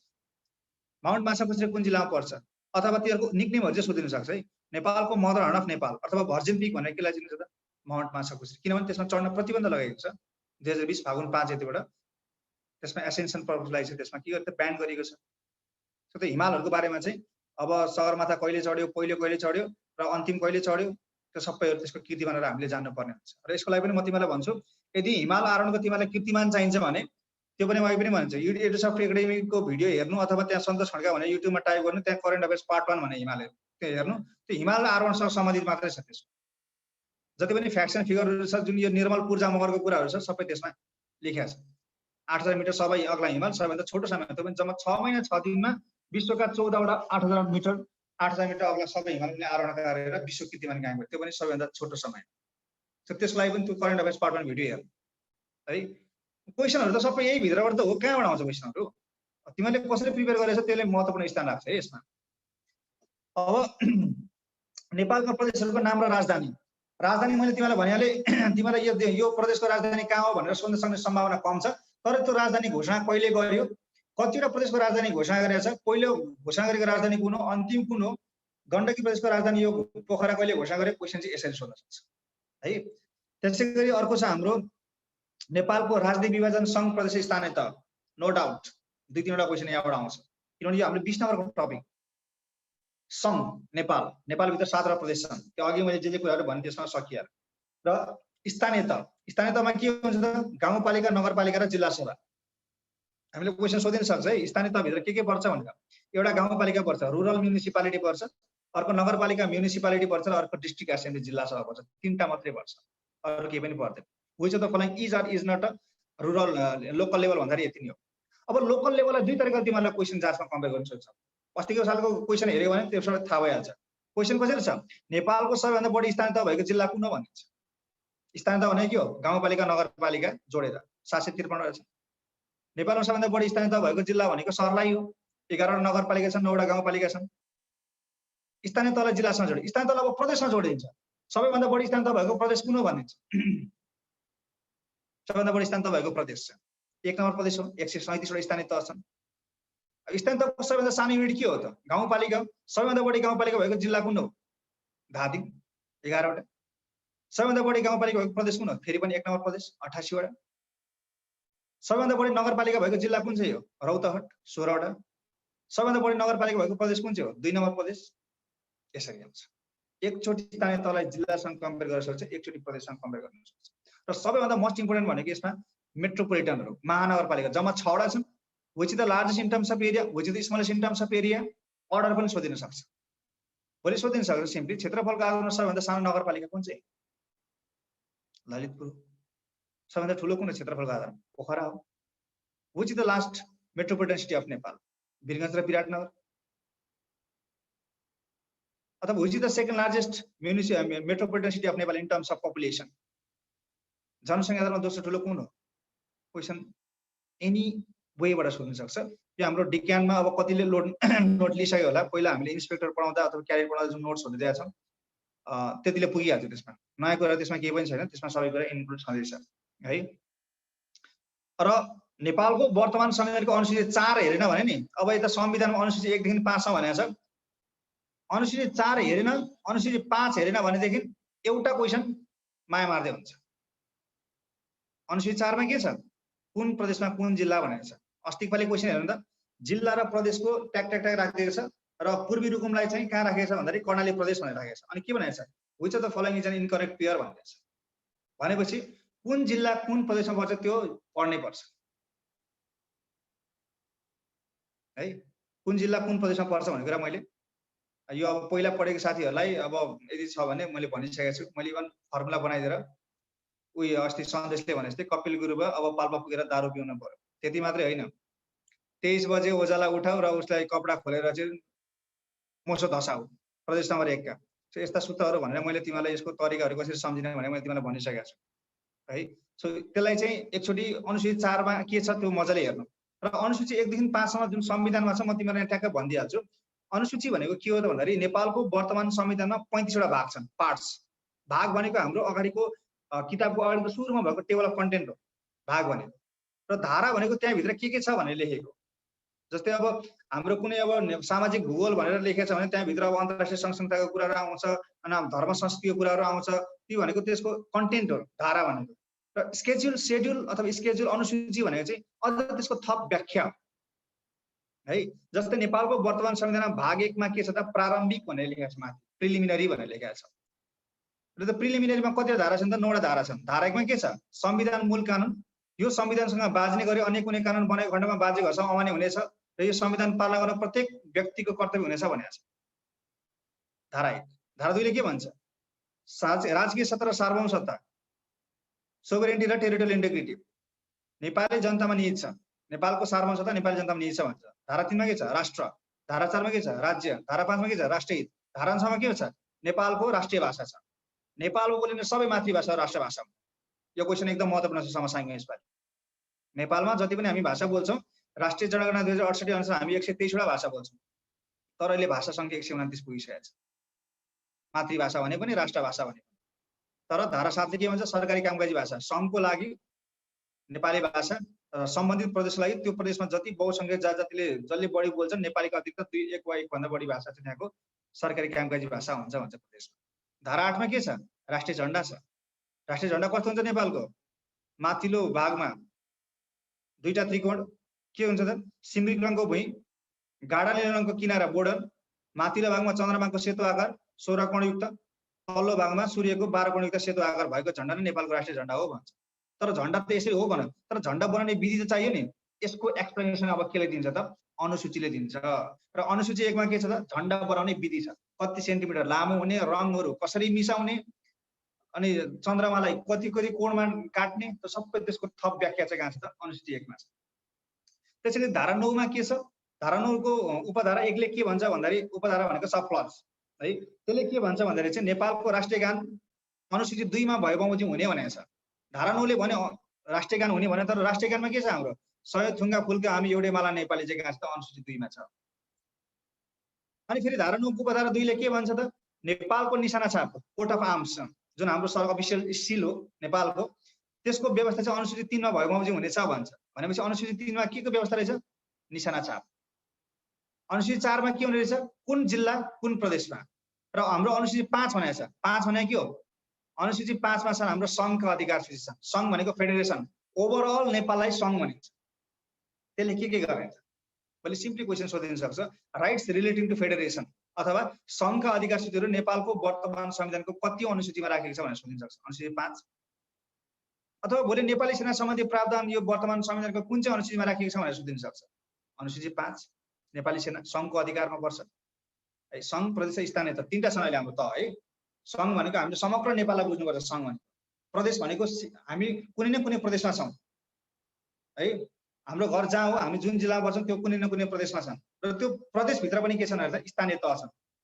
हाम्रो स्थानीय तहमा के हुन्छ त गाउँपालिका र नगरपालिका। हामीले यसरी बुझौँ हामी नेपालभित्र छौँ भनेपछि नेपाल गाउँपालिका सम्झिने, एसिया महादेश भनेको प्रदेश हो र समग्र विश्व भनेको सङ्घ हो। यसरी बुझ्ने, यसरी बुझ्न गाह्रो पर्यो भने है यो कुरा हो। तर त्यो पढ्नु कुन प्रदेशमा कुन जिल्ला अथवा त्यो प्रदेशमा कतिवटा जिल्ला, त्यो प्रदेशको ठुलो जिल्ला र सानो जिल्ला, यही हो क्वेसन आउने जाँच्ने यही हो। पढाएको छ भने सकिहाल्यो, पढाएको छैन भने सकिन्छ भने पढ्नु। प्रमुख राजमार्ग 3-4 कुरा ध्यान दिनु। नेपालको राष्ट्रिय राजमार्ग नेसनल हाइवे कतिवटा छन् त 13 वटा छन्, 15 वटा छन्, दुईटा यतापट्टिको 18। र ती 15 वटा राष्ट्रिय हाइवेको सिम्पली के भन्छ जस्तै महेन्द्र हाइवे पर्छ भने तिमीलाई के पर्ने त कहाँदेखि कहाँसम्म मेचीदेखि कहाँसम्म त कञ्चनपुरसम्म कति लम्बाइ छ 1027 किलोमिटर छ। कुन देशको सहयोगमा छ त यहाँ फरक देश छन्। यहाँ क्वेसन हाम्रो परसल शस्त्रमा क्वेसन आउँछ। क्वेसन के भनेर सोधेको छ महेन्द्र राजमार्ग अन्तर्गत पर्ने बुटोल नारायणगढ सडक खण्ड कुन देशको सहयोगमा बनेको भनेर क्वेसन सोधेको छ। बेलायतको सहयोगमा बनेको। अरनिको राजमार्ग कुन देशको सहयोगमा बनेको भनेर सोधेको छ। पृथ्वी राजमार्गको लम्बाइ कति हो भनेर सोधेको छ। भनेपछि यसमा हामीले पढ्नुपर्ने 4 वटा कुरा छन् राष्ट्रिय राजमार्गहरूको। त्यो राष्ट्रिय राजमार्गको नाम, कहाँदेखि कहाँसम्म, कति दूरी र कुन देशको सहयोगमा बनेको, यति पढ्नु। क्वेसन काहीँ दायाँमा काहीँ पनि हलिँदैन त्यहाँबाट राष्ट्रिय राजमार्ग। तर यो हाम्रो टुक्रे जुन हुन्छ नि यो 7 किलोमिटर 8 किलोमिटर 5 किलोमिटर स्थानीय सडकहरू यिनीहरूको चाहिँ नामाकरण सोधेको पाइन्छ है कहिलेकाहीँ। जस्तै हाम्रो क्याडेटमा त सोधेको छैन यो कुरा, तर हाम्रो विद्यापति मार्ग भनेर हाम्रो यो एपिएफ कसैमा सोधिसकेको छ कहाँदेखि कहाँसम्म भनेर। र नासुमै हाम्रो सुब्बामै लोकसेवाले सोधेको के छ भन्दाखेरि सातोबाट ललितपुरदेखि टिका भएर लेलेसम्मको सडक खण्डलाई के नामाकरण गरिएछ भनेर क्वेसन सोधेको छ। महाकवि लक्ष्मीप्रसाद देवकोटा मार्ग। नौबिसे धादिङदेखि मलेगुसम्म कालुपाँडे मार्ग। आबुखरिनदेखि गोर्खासम्म अमरसिंह थापा मार्ग। यस्ता क्वेसनहरु कहिलेकाहीँ फाटाफुटा सोधेको पाइन्छ है। जुन स्थानीय सडकमा स्थानीय स्तरका सडकहरूको चाहिँ नामाकरण त्यसलाई के नामले चिनिन्छ भन्ने कुरा सोधेको पाइन्छ। तर कुन देशको सडकमा पनि सानो सानो सडकहरू त कुन देशको सडकमा सोध्दैन, राष्ट्रिय सडक खण्डहरू है। त्यसैगरी यसका अलावा अब तिमीहरूले त्यसमा हेर्ने के हो भन्दाखेरि चाहिँ राष्ट्रिय गौरवको आयोजना, किनभने हाम्रो यसपालि टपिकमा आर्थिक व्यवस्थामा राष्ट्रिय गौरवको आयोजना भनेर पनि राखेको छ। राष्ट्रिय गौरवको आयोजनामा नेपालका 5 वटा सडक पर्छ। एउटा काली गण्डकी कोरिडोर, कर्णाली कोरिडोर, अनि कोशी कोरिडोर, र त्यो बाहेक अर्को के छ नि त काठमाडौँ तराई फास्ट ट्र्याक। अस्तिपालि हाम्रो यहाँबाट क्वेसन आएको छ, नेपाली सेनाले जिम्मा लिएको छ, त्यस कारण गर्दा यो एकदम महत्त्वपूर्ण छ, यसको डिटेलमा पढ्नु। कुन जिल्लामा बढी छोएको छ भनेर अस्तिपालि क्याडेटमा क्वेसन सोधेको छ। र त्यसपछि अर्को हाम्रो पहिला हामी मध्य पहाडी लोकमार्ग भन्थ्यौँ, अहिले हामी त्यसलाई के भन्छौँ पुष्पलाल लोकमार्ग भनेर चिन्छौँ। त्यसको बारेमा डिटेलमा पढ्ने, त्यसको लम्बाइ कति छ, कहाँदेखि कहाँसम्म है, अनि यसको इनागुरेसन कहिले भयो, यसको लम्बाइ कति छ। विशेष गरी यो कोरिडोरहरूको चाहिँ लम्बाइ हेर्ने हो, अरूको त्यसमा खासै सोध्ने ठाउँ छैन। तर काठमाडौँ तराई फास्ट ट्र्याकमा त अथाह छन् त्यहाँ प्रश्न सोध्न सक्ने ठाउँहरू है। अब तिमीले पढिसके होलौ, यदि पढाएको छैन भने त्यसलाई एकचोटि हेर्नु है, त्यसमा ध्यान दिनु। क्वेसन आयो भने राजमार्गहरूबाट यति भित्र हो, यहाँभन्दा बाहिर क्वेसन आउँदैन। त्यसैले मैले पर्वत श्रृङ्खलाको नाम भनिहालेँ। अनि नेपालका प्रमुख नदीहरू 5 कुरा ध्यान दिने। पहिलो कुरा के ध्यान दिने भने नदीका स्तर छुट्याउने, फर्स्ट क्लास हो कि सेकेन्ड क्लास हो कि थर्ड क्लास हो, अरू के पनि हेर्नु पर्दैन। जस्तै क्वेसन कसरी आएको छ हाम्रो क्याडेटमा, कोशी गण्डकी कर्णाली बागमती दिएको छ, अनि के भनिदिएको छ, which of the following is not a first class river भनेको छ। फर्स्ट क्लास रिभर कहाँबाट उत्पत्ति हुन्छ, हिमालबाट हिउँ परेर। सेकेन्ड क्लास रिभर कहाँबाट, महाभारत रेन्जबाट। थर्ड क्लास रिभर कहाँबाट, चुरेबाट। चुरे रिभर तिमीले पढ्नै पर्दैन, ओमिटेड, हटाइदियो हुन्छ। र फर्स्ट क्लास रिभर नेपालमा कति छ त 22 वटा छन्, त्यो नाम याद गर्नै पर्छ तिमीले। कोशी, सप्तकोशी 7 वटा, सप्तगण्डकी 7 वटा, सप्तकर्णाली 7 वटा, र Mahakali this is also first class river. 7 त्यहाँ 21, र महाकालीका कुनै पनि ट्रिब्युटरी हामीले छन त छन्, तर हामीले लोकसेवा किताबमा लेखेका छैनौँ, उल्लेख गरेका छैनन्। त्यो हामीले त्यही प्याटर्न फलो गर्दाखेरि 22 वटा छन्। यो 22 वटा नदीको नाम याद गरिसकेपछि नेपालको बचेका चर्चित नदीहरू सबै सेकेन्ड क्लास भन्ने कुरा याद गरेको हुन्छ। र चुरे किन याद गर्नु पर्दैन भन्दाखेरि चाहिँ चुरेलाई हामीले नेपालीमा खरे खोला भन्छौँ क्या, सिजनल रिभर हुन्थ्यो अरू। अहिले गएर चुरेमा हेर्नु त त्यहाँ के छन्, त्यहाँ ठुला ठुला गिटी क्रसर उद्योगहरू सञ्चालन गरेका छन्। किनभने त्यहाँको माटो कस्तो हुन्छ, चुरेको माटो कस्तो हुन्छ, स्यान्डी बोल्डर सोइल भन्छ, बलौटे पत्थरिलो माटो भन्छ, बालुवा गिटी मात्रै हुन्छ। बालुवा गिटी भट्टामा कुनै पानीको मुहान हुन्छ र हुँदैन, अभियसली हुन्छ कि ढुङ्गाहरू मात्रै हुन्छ, गिटी हुन्छ, बालुवा हुन्छ। बालुवामा पानी अडिन्छ र अडिँदैन, र त्यसको स्रोत केही पनि हुँदैन। त्यसको स्रोत भनेको जब आकाशबाट पानी बग्छ, झर्छ, गडगडा ती नदीहरू सबै बग्छ। र वर्षैपछि नेपालमा चुरे नदीहरू बढेको बढै छन्। किन भन्दाखेरि नेपालमा डिफोरेस्टेसन रेट एकदम म्यासिभ मात्रामा बढिरहेछ, वन विनाश। नेपालमा राष्ट्रपति तराई चुरे संरक्षण कार्यक्रम, यो पनि राष्ट्रिय गौरवको आयोजना हो। नेपालका 36 वटा जिल्लामा यो अहिले सञ्चालित छ। किन भन्दाखेरि चाहिँ चुरे क्षेत्रमा रुख रोप्यो भने रुखको जराहरूले पानी सोच्छ र बाढी पहिरोबाट हामी बच्न सकिन्छ भन्ने एउटा कन्सेप्ट हो सरकारको है। राष्ट्रपति तराई चुरे संरक्षण कार्यक्रम नेपालका 36 वटा जिल्लामा, अर्थात् चुरे कतिवटा जिल्लामा पर्छ भने 36 जिल्लामा पर्छ, फैलिएको छ नेपाल। त्यो फर्स्ट क्लास रिभर हो। फर्स्ट क्लास रिभर भनेपछि हामीले के भन्छौँ त, यसलाई हिमालयन रिभर पनि भन्छ, हिमालबाट हिउँ पलेर बग्ने नदी। सेकेन्ड क्लास रिभर भनेको महाभारत रेन्ज, महाभारत रिभर भनेको सेकेन्ड क्लास रिभर हो। यो अस्ति हाम्रो विद्युत प्राधिकरणले सोधेको छ, महाभारत रिभरहरू कहाँबाट उत्पत्ति, के अरे सेकेन्ड क्लास रिभरहरू कहाँबाट उत्पत्ति हुन्छ भनेर क्वेसन सोधेको छ, महाभारत पर्वतबाट। र तेस्रो स्तरको कहाँबाट त, चुरेबाट। पहिलो कुरो के थाहा हुनु पर्यो, कहाँबाट उत्पत्ति हुन्छन्, र त्यो उत्पत्ति हुने नदीहरू फर्स्ट क्लास हुन् कि सेकेन्ड क्लास हुन् कि थर्ड क्लास हुन्, त्यो याद गर्नु पर्यो, दोस्रो पोइन्ट। र तेस्रो पोइन्ट भनेको चाहिँ हामीले कोशी गण्डकी कर्णालीको बारेमा डिटेलमा पढ्नुपर्छ। पराल साल 14 सालमा क्वेसन के सोध्यो भन्दाखेरि कोशीका पूर्वदेखि पश्चिमसम्म बग्ने नदीहरूको सही क्रम पहिला आउनुहोस् भन्थ्यो। अर्थात् कोशी एउटा सिंगल रिभर होइन, this is a combination of 7 different tributary, 7 वटा विभिन्न नदीहरू मिलेर बनेको हो। अब पूर्वको सबैभन्दा पूर्व के हो त, तमोर। मैले यसलाई यसरी सम्झाएको थिएँ, तिम्रो छोरा अरुण, तम्रा छोरा अरुण, पश्चिमतिर तिमीलाई तमी भनिन्छ नि त। तम्रा छोरा अरुण हुन्, अरुणले के लिएर गए, दुध लिएर गए, दुध कोशी लिएर भनेपछि लिआए त्यहाँ लिखु, केमा गरेर गए थियो, तामाको भाडामा लिएर गए थियो, तामा कोशी लगेर कहाँ फाल्दे, सुनकोशीमा फाल्दे। कसले भनेको थियो, इन्द्रले भनेको थियो भनेर सम्झेको थियो। इस्ट टु वेस्ट, यदि हामीले नामै याद गर्नु छ भने इस्ट टु वेस्ट सम्झिने, अर्डरमा सम्झिने, किन र्यान्डम सम्झिने। सो 7 वटा ट्रिब्युटरीहरू कुन कुन त्यो हामीले थाहा हुनुपर्छ है। 7 त्यहाँ 21, कोशीको पनि गण्डकीको पनि। अब यो ताओ दाली सुई भाइ यस्तै जिकेमा यसरी ता दुई सुई गर्न थाल्यो भने तिमी मान्छे सुई हुन्छौ। कतिवटा सूत्र बनाउन सक्छ। सूत्र भने चाहिँ आफ्नो दिमागमा लामो समयसम्म रहने कुरा हो। सामान्य ज्ञानमा त्यस्ता ती शब्द जोडेर सूत्र होइन, त्यो दिमागको बोझ हो। है। हुन त अब भाइलाई सजिलो लाग्यो होला, त्यसमा मेरो कुनै आपत्ति भएन। तर सकभर त्यसरी नपढ्ने। एउटा दीर्घकालीन रूपमा सामान्य ज्ञान पढ्ने मान्छेले चाहिँ आफूलाई लामो समयसम्म जुन कुराले माइन्डमा हिट गर्छ क्या, त्यस्ता कतिवटा सम्झिन सक्छ, 20 वटा 30 वटा, अनि कति 100 वटा भएपछि के गर्ने नि? कुन चाहिँको कता हो, तादुली सुई हो कि अगाडि इस्यु हो, गायब हुन्छ त्यो कुराहरू। सो त्यसलाई त्यसरी सकभर चाहिँ एउटा राइमिङ प्याटर्नमा चाहिँ लाँदा राम्रो हुन्छ है। र मैले बारम्बार भनेको छु, अब मसँग पढेको पहिला कोही पढेको साथीहरू छन् भने जहिले पनि क्रममा है, क्रममा पढ्नुपर्छ र विषयवस्तुलाई बुझेर पढ्नुपर्छ। टिकमार्कमा कहिले पनि पढ्नु हुँदैन, किनभने टिकमार्कले हाम्रो नलेजको दायरालाई एकदमै सीमित गराउँछ। अब सप्तकोशीको सहायक नदीको बारेमा एउटा सहायक नदीको बारेमा त क्वेसन पढेन, अरू 6 वटा आयो भने के गर्ने? त्यसरी कहिले पनि पढ्नु हुँदैन है त। सो त्यसै गरी गण्डकीको, अब गण्डकीको सहायक नदी सबैभन्दा पूर्वको सहायक नदी कुन हो त? त्रिशुली। अब मैले कसरी सम्झेँ त्यसलाई?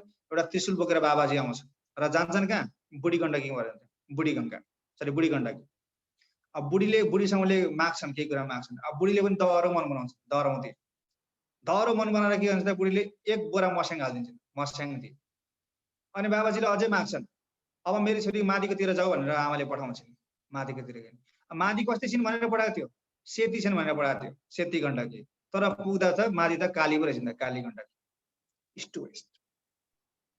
त्यो किन पुग्नुपर्छ त्यो कुरा? आफ्नो दिमागलाई अनावश्यक बोझ दिने नै लर्निङ इज फन बनाउने है। सो यो सबैको सहायक नदीहरू पढ्नु। त्यसपछि अब थर्ड पोइन्ट के गर्ने त? यो सहायक नदीहरू चाहिँ कहाँबाट उत्पत्ति हुन्छन्? The place of origin. Question कसरी सोधेको छ हाम्रो क्याडेटमा? The place of origin of Trishuli river भनेर सोधेको छ। त्रिशुली नदीको उद्गम स्थल कहाँ हो? गोसाइँकुण्ड। इन्द्रावतीको कहाँ हो? इन्द्रावतीमा 5 पोखरी छ हाम्रो सिन्धुपाल्चोकमा। जुगल हिमालबाट निरन्तर रूपमा हिउँ पग्लेर त्यहाँ उसमा पोखरीमा जम्मा हुन्छ र त्यसबाट निरन्तर रूपमा पानी प्रवाह भएर चाहिँ इन्द्रावती नदी बगेको छ। सो फर्स्ट क्लास रिभर भने चाहिँ हामीले दिमागमा के राख्नु पर्यो? हिमालबाट उत्पत्ति हुन्छन् भनेर सम्झिनु पर्यो पहिलो कुरा। र दोस्रो कुरा, हामीले यिनीहरूको माइथोलोजिकल नेम, पौराणिक नाम हो। कौमार्य स्वरूपा भनेर नेपालको कुन नदीलाई चिनिन्छ? यो असयमा सोधेको क्वेसन हो। Which river is known as Mahapravah? हाम्रो क्याडेटमा सोधेको क्वेसन हो। यशोधरा भनेर नेपालको कुन चाहिँ नदीलाई चिनिन्छ? यो शाखा अधिकरणमा सोधेको क्वेसन हो, 72 साल। सो मैथाली के अरे माइथोलोजिकल नेम अथवा त्यसको प्राचीन नाम भन्छ, प्राचीन समयमा त्यसलाई के नामले चिनिन्थ्यो? त्यो क्वेसनहरू सोध्छन् हामी।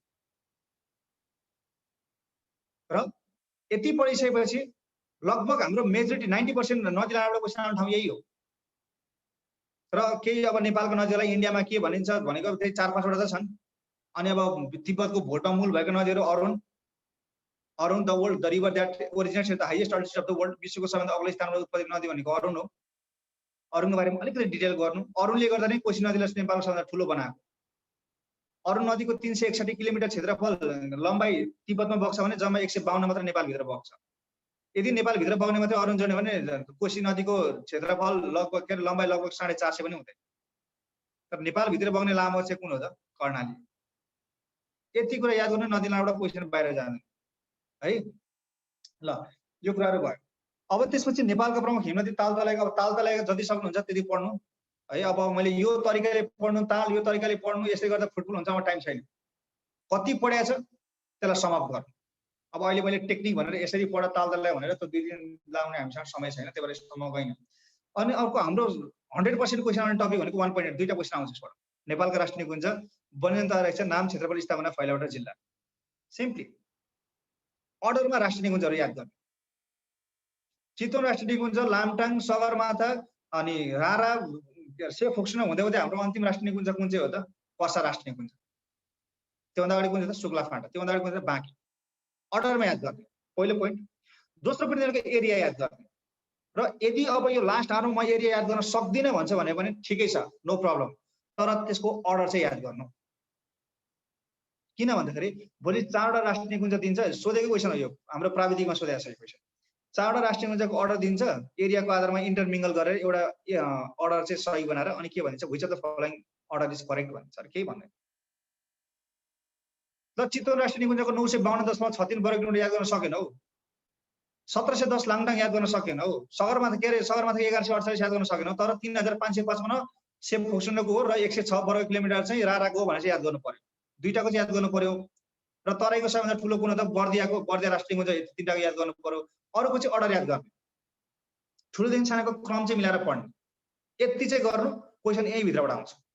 इस्टाब्लिसिङ डेटबाट मलाई जहाँसम्म लाग्छ क्वेसन आउँदैन है, कुन कहिले स्थापना भयो भनेर। अन्तिम स्थापना भएको जुन हाम्रो यो लास्टको दुईटा याद गर्ने, एउटा शुक्ला फाटा, एउटा पर्सा। पर्सा त हाम्रो यो 2014 सालमा 73 सालमा कुन भएको त Shukla Phanta, they both were wild life reserve, वन्यजन्तु आरक्ष थियो तर अहिले राष्ट्रिय निकुञ्जमा परिणत भयो। अब पहिलो नेपालको चितवन राष्ट्रिय निकुञ्ज 2030 सालदेखि चाहिँ यसको क्रम सुरु भएको छ र 2032 मा लामटाङ, सगरमाथा र रारा चाहिँ सबै 2032 सालमै सकिन्छ भने डेट याद गरौँ, तर यो लास्ट आवरमा डेटमा त्यति धेरै म प्रायोरिटी दिने भने म भन्दिनँ है। त्यसपछि अनि एरिया चाहियो है, एरिया सबैको चाहियो तर अर्डर चाहिँ चाहियो। त्यसपछि डिस्ट्रिक्ट अकुपाइड, यो मजाले चाहियो, यो सजिलो पनि छ। भोलि क्वेसन कसरी आउँछ, चितवन, मकवानपुर, पर्सा, परासी देहायमध्ये कुन चाहिँ जिल्लामा चितवन राष्ट्रिय निकुञ्ज फैलिएको छैन, क्वेसन यही। बर्दे राष्ट्रिय निकुञ्ज देहायमध्ये कुन चाहिँ जिल्लामा फैलिएको छ, कतिवटा जिल्लामा फैलिएको छ, सोध्छ यो, यति चाहिन्छ।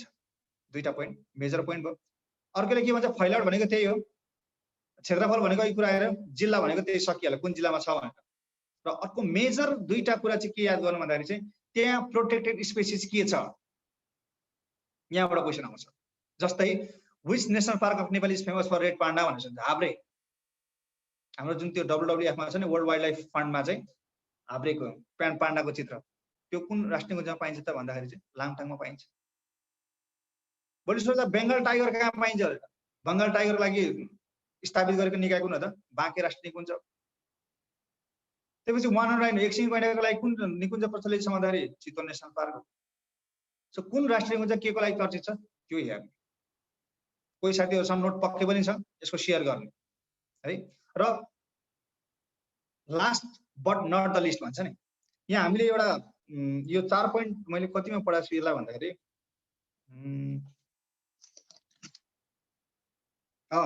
6.4 मा छ, विश्व सम्पदा सूचीमा सूचीकृत नेपालका सम्पदाहरू भनेको छ। त्यो क्वेसन यहाँ क्वेसन एउटै हो भनेको, नेपालका 10 वटा सम्पदाहरू चाहिँ विश्व सम्पदा सूचीमा सूचीकृत छन्।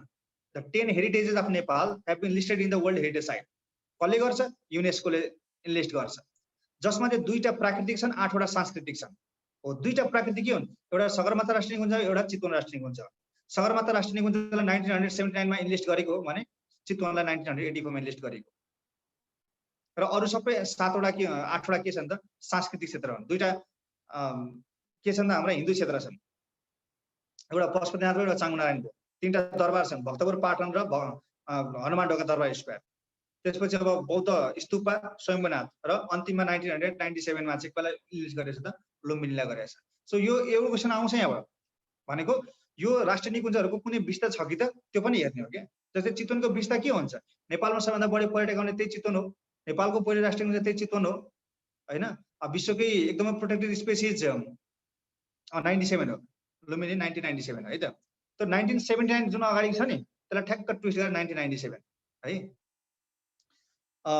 त्यो जुन अब जस्तै चितवनको भएको कुरा भयो। अनि त्यसपछि लाङटाङ भनेको अब के हो त, लाङटाङ भनेको चाहिँ सबैभन्दा हाईएस्ट अल्टिट्युडमा चाहिँ स्थापित भएको पहिलो राष्ट्रिय निकुञ्ज हो र यो रेड पान्डाको लागि चर्चित छ।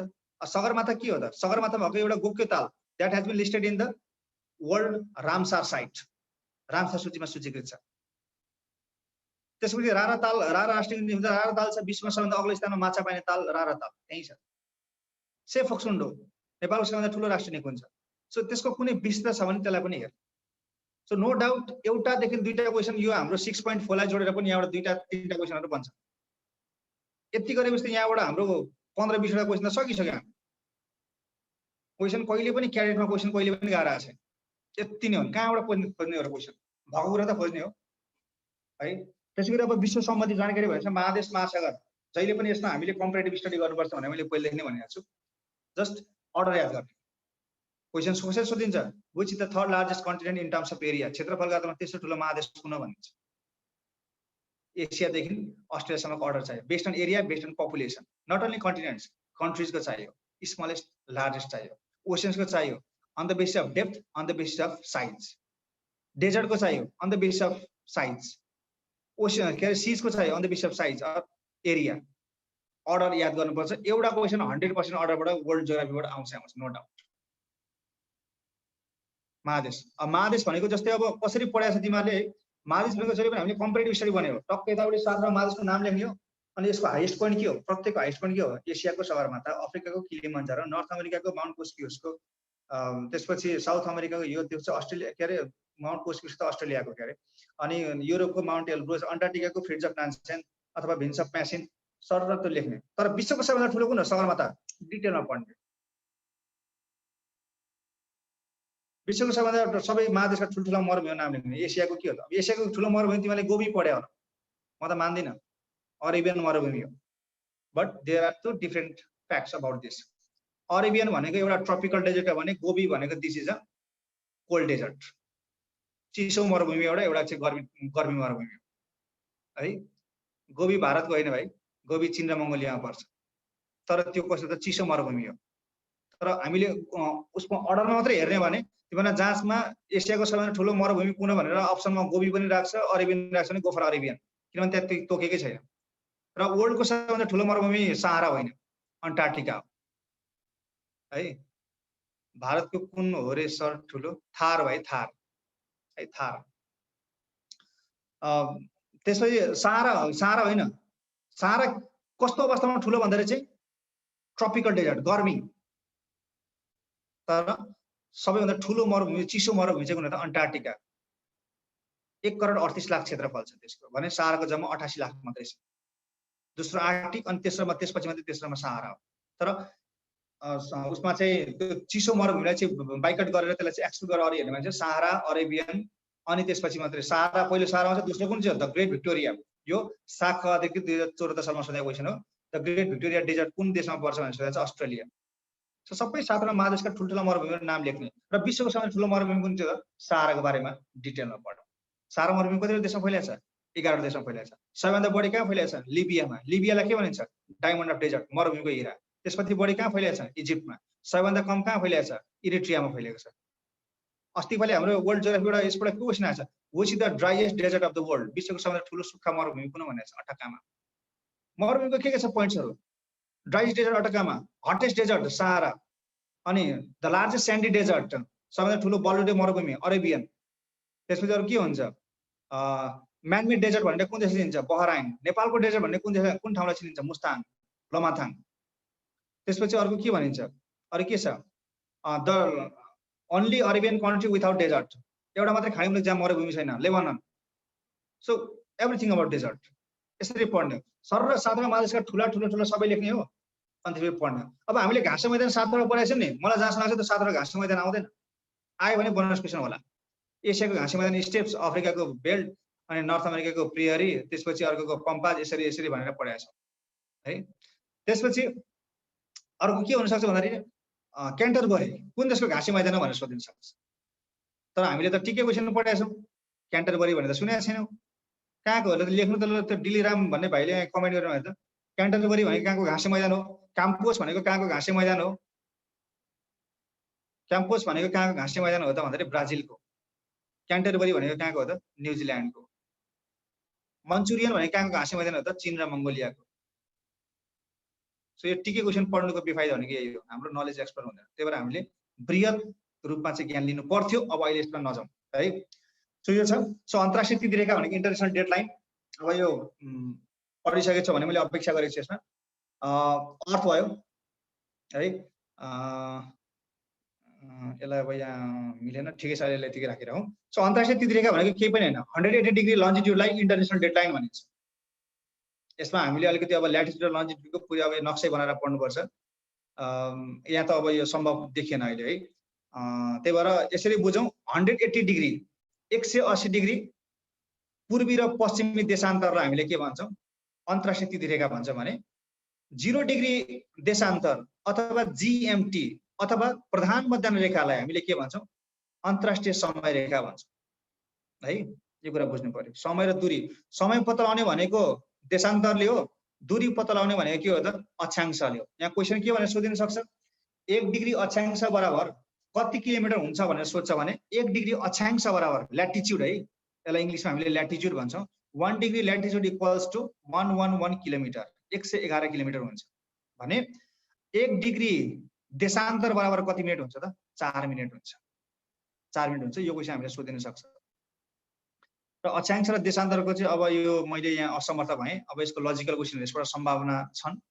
अब भोलिको क्लास हामीले इनकेस केही मिलेछ भने यसलाई म बोर्डमा तिमीहरूलाई म यसो बुझाउने प्रयास गर्छु है। सब इतिहास र संस्कृतिमा जाउँ। यसो हाम्रो 25 मार्क्सको 20-25 मार्क्सको त यति कुरा हो, हामीले यसबाट यतिबाट कम्तीमा 20 त हान्नै पर्छ है। त्यसपछि इतिहास र संस्कृति हो। नेपालको प्रचलित धर्म, म तिमीलाई 3-4 कुरा भन्छु, ध्यान दिएर सुन्नु। यो नेपालको प्रचलित धर्म भनेको छ, जात-जाति भनेको छ, भाषाभाषी भनेको छ। यो तिमीले के भने राष्ट्रिय जनगणना 2068 अनुसार नेशनल सेन्सस 2011 को डाटा हेर्ने यसमा नेपालमा कति धर्म मानेको छ, 10 वटा धर्म मानेको छ। सो अर्डरमा कम्तीमा टप 5 विथ देयर पर्सेन्टेज। भोलि सिम्पली क्वेसन आउन सक्छ, what percent of people in Nepal observe Hinduism, सोधिन सक्छ। अथवा which is the most third observe religion of Nepal, Islam, यसरी क्वेसन गरिदिन्छ। अथवा भाषाभाषी, नेपालमा अहिले कतिवटा भाषा बोलिन्छन्, 123 वटा भाषा बोलिन्छन्। So let me remind you, 2000 हाम्रो 75 सालमा चाहिँ भाषा आएको चाहिँ 6 वटा नयाँ भाषालाई चाहिँ सरकारी कामकाजी भाषा के अरे हाम्रो मातृभाषाको रूपमा थपेको छ। अहिले नेपालमा बोल्ने भाषाको संख्या कति भन्छ भने 129, तर राष्ट्रिय जनगणना 2068 अनुसार भन्छ भने चाहिँ 123 वटा है। गणना अनुसार भन्छ भने 123, तर त्यो थपेका 6 सहित कति त 129 हुन्छ। सो त्यो 123 वटा हामीले अर्डरमा याद गर्ने हो। सबैभन्दा बढी बोल्ने भाषा कुन चाहिँ हो त? सबैभन्दा बढी बोल्ने भाषा नेपाली हो, 44.6%। अनि भोलि सिम्पली भोलि क्वेसन सोधिन्छ, what percent of people speak Maithili in Nepal, भाषा कति पर्सेन्टले बोल्छन्, भोजपुरी कति पर्सेन्टले बोल्छन्, 6.0, मैथिली भनेको 11.7। टप 5 याद गर्नु। र नेपालमा सबैभन्दा कम बोल्ने भाषा अरबी, 7 जनाले मात्रै बोल्छन्। के अनुसार? राष्ट्रिय जनगणना 2068 अनुसार। र यो भाषाहरू कतिवटा फ्यामिलीमा पर्छन्? 4 वटा, भारोपेली, भोट बर्मेली, आग्नेय र द्रविड। यो कुन कुन फ्यामिलीमा कुन कुन भाषा पर्छन् हामीले थाहा हुनुपर्छ। भोलि सोधिन्छ नेवारी भाषा कुन फ्यामिलीमा पर्छ भनेर सोधिन्छ, भोट बर्मेलीमा पर्छ। हामीले बोल्ने नेपाली भाषा कुन पर्छ? भारोपेलीमा पर्छ है।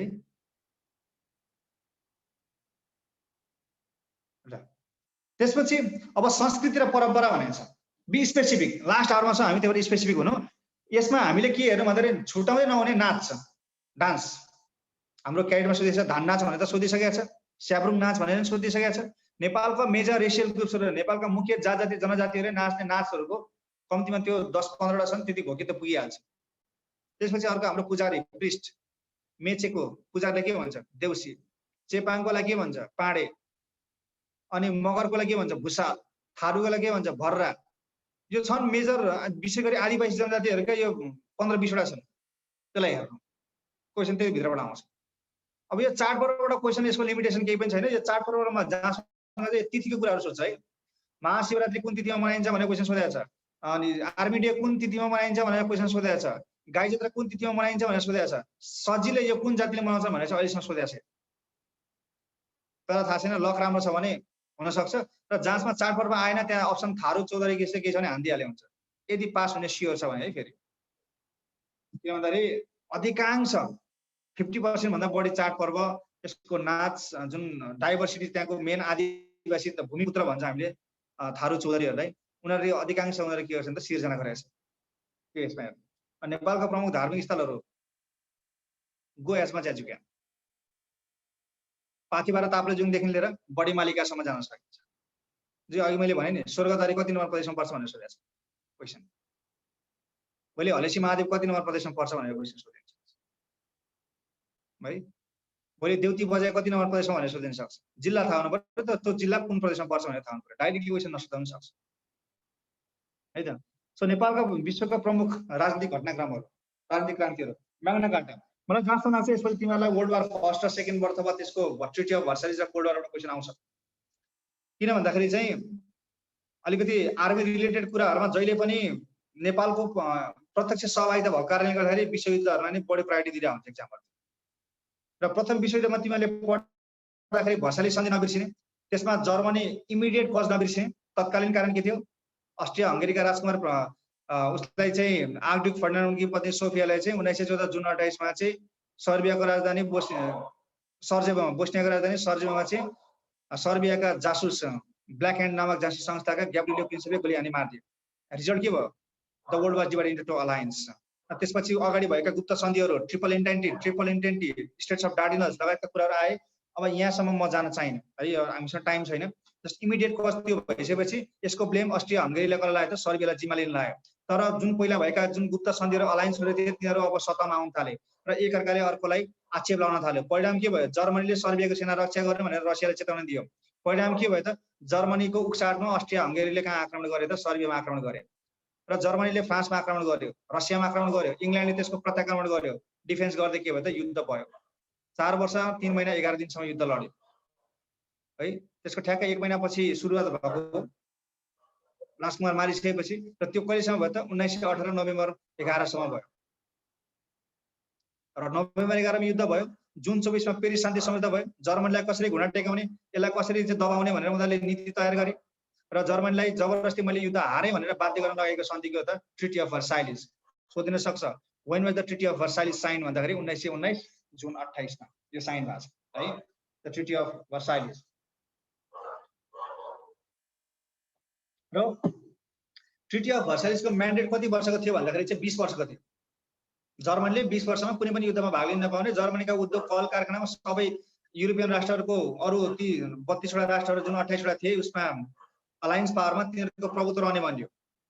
र त्यो प्रभुत्व रहने भनिसकेपछि अब जर्मनीले त अब स्वीकार नगरौँ सबै सिधै दिलाउने डर, अब फेरि क्षतिपूर्ति कति तिराउने भने 6 अर्ब 50 करोड डलर तिराउने भने, तर पनि ऊ सन्धि गर्न बाध्य भयो र जुन 28 मा उले हस्ताक्षर गरिदियो।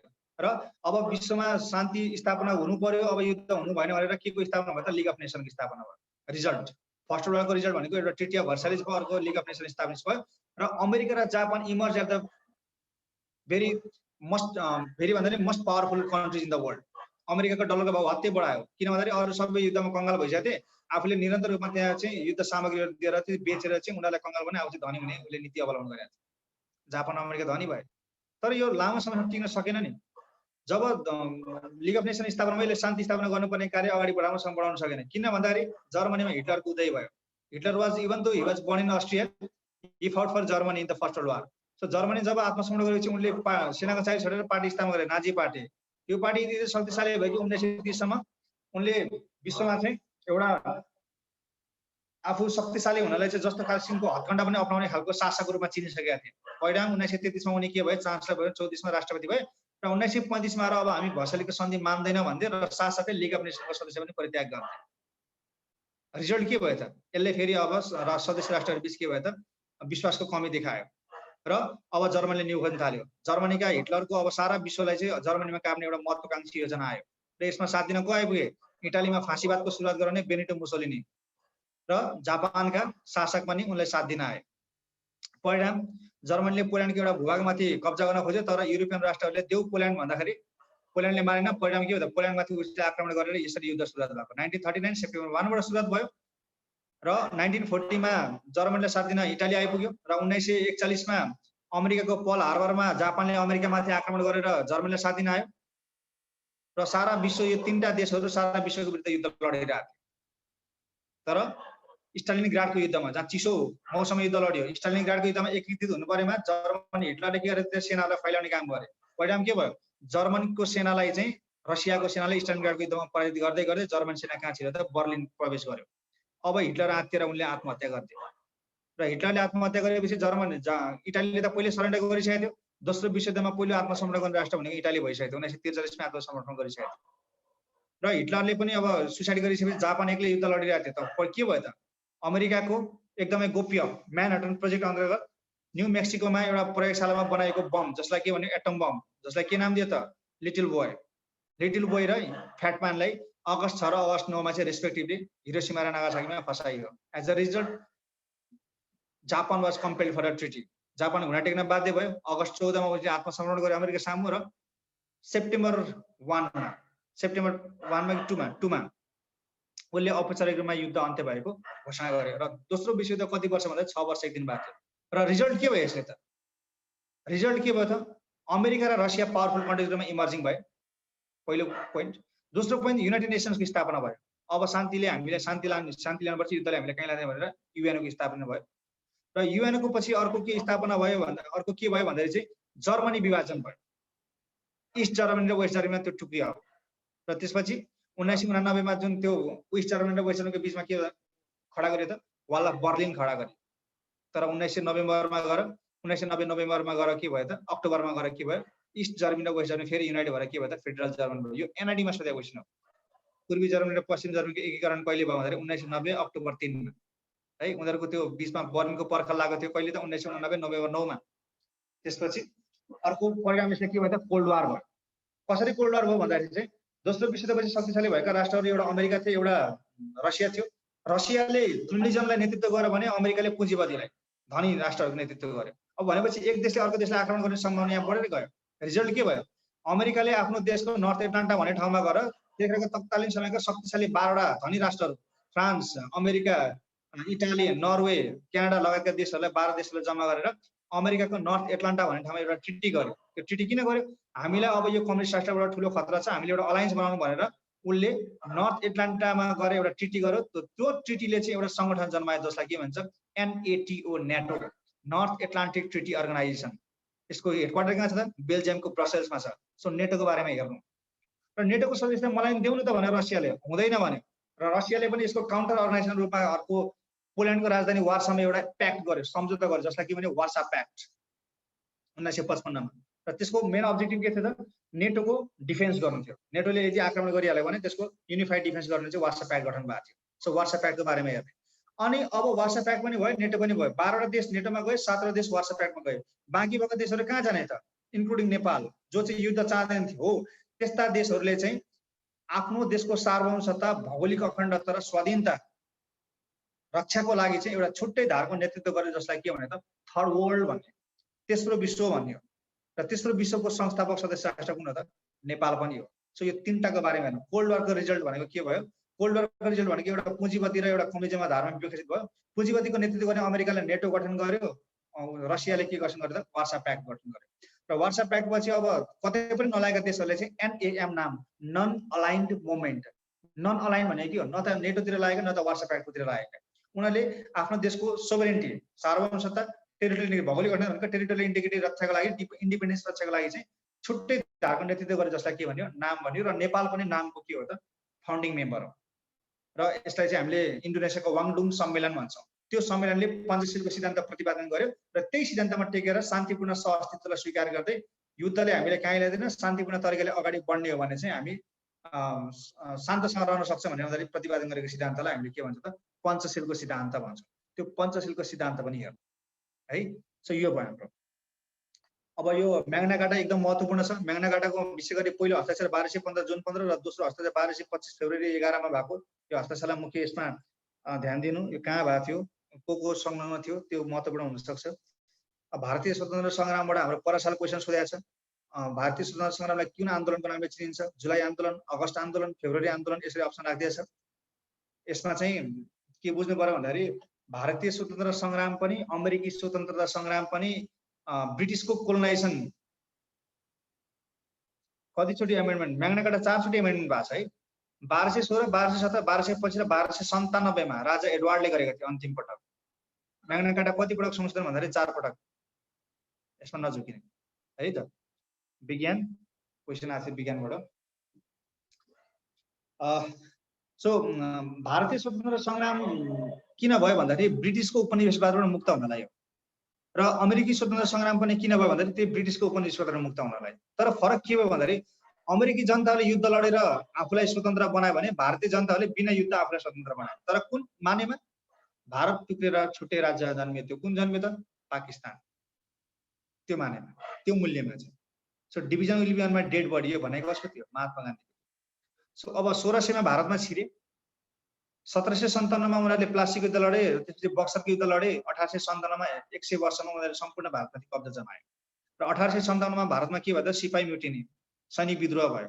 यो हाम्रो नेपालसँग पनि जोडिन्छ है। यो 1857 मा त्यो किन भयो भन्दाखेरि चाहिँ भारतीय जनताहरूले ब्रिटिस शासकलाई भारतबाट खेदाउन खोजे र उनीहरूले त्यसको के भयो? दरो तयारी गरेर गरेको थियो। तर ब्रिटिस शासक धेरै चतुर थिए कि उनीहरूले के गर्दा नेपालको सहयोग मागे। नेपालमा प्रधानमन्त्रीको थियो जङ्गबहादुर राणा थियो। सो जङ्गबहादुर राणा र उनको त ब्रिटिसको त पहिलेदेखि नै सम्बन्ध राम्रो। सो जङ्गबहादुर राणाले नेपालबाट फौज पठाइदिए ब्रिटिसलाई सहयोग गर्न, र फेरि पनि ब्रिटिसलाई नेपालको सहयोगमा भारतीयहरूमाथि दमन गर्न सफल भयो। रिजल्ट के भयो त? 1860 नोभेम्बर 1 मा बाँके, बर्दिया, कैलाली, कञ्चनपुर नेपालले फिर्ता पायो। योभन्दा अगाडि एपीएफ को असयमा सोधेको क्वेसन हो। बाँके, बर्दिया, कैलाली, कञ्चनपुर फिर्ता प्राप्त गरेको घटनालाई के नामले चिनिन्छ भनेर। नयाँ मुलुक, नयाँ नेपाल, नयाँ राज्य, नयाँ देश, यसरी सोधेको छ। यो 4वटा जिल्लालाई बाँके, बर्दिया, कैलाली, कञ्चनपुर नेपालमा के भनिन्छ? नयाँ मुलुक भनेर चिनिन्छ। यिनीहरू सुगौली सन्धि मार्फत लगेका थिए इन्डियनहरूले, ब्रिटिसले लगेका थिए। पछिबाट यो सिपाही विद्रोह दबाउनलाई नेपालले सहयोग गरेपछि उनीहरूलाई के भयो त यो जमिनहरू फिर्ता दिएको थियो है। यसरी बुझ्ने यहाँ। त्यसपछि 1857 मा त्यो भयो, उनीहरूको विद्रोह सफल भएपछि जब 1885 मा भारतीय राष्ट्रिय कङ्ग्रेसको बीएसमा कति हो यसको 28 नोभेम्बर 1 भनेको विक्रम सन् 1917 मा हुन्छ। 1917 कार्तिक 1 गते लेखेको पाइन्छ, तर युजुअली इतिहासको मितिहरुमा पछाडीको डेटलाई चाहिँ मानिँदैन। किन भन्दाखेरि चाहिँ एडी र बीएसमा कन्भर्ट गर्दाखेरि 1 न 2 दिन चाहिँ हाम्रो त्यसमा तलमाथि भइ नै हाल्छ। ओके ल डिबी कमानको त्यो सायद एन्सर आयो पनि होला। अनि 1885 मा भारतीय कांग्रेसको स्थापना भयो र अफिसियली इन्डियन वार अगाडि बढ्यो र यसको 3टा चरण छन्। यो चरणको नाम याद गर्नु भयो, जसरी नि याद गर्नु। सुरुको एजलाई चाहिँ 1885 देखि 1905 को चरणलाई हामीले के भन्छ उदारवादी युग भन्छ। एज अफ लिबरलिजम है, उदार एकदमै खुला हृदयले समर्थन गरे ब्रिटिसहरूलाई इन्डियनहरूले। के भने त हामी तिमीलाई भेदभाव गर्ने छैनौं, तिमीलाई हामीले जे शासनमा ब्रिटिसहरूलाई गर्छौं तिमीलाई त्यही दिने छौं, तिमीलाई कुनै पनि आर्थिक असमानता हुने छैन भनेको थियो। तिमीहरूको विकास तीव्र गतिमा गरिन्छ भने, तर गरेनन्। त्यसपछिको चरण अर्को के हो उग्रवाद भन्ने, एज अफ एक्सट्रिमिजम।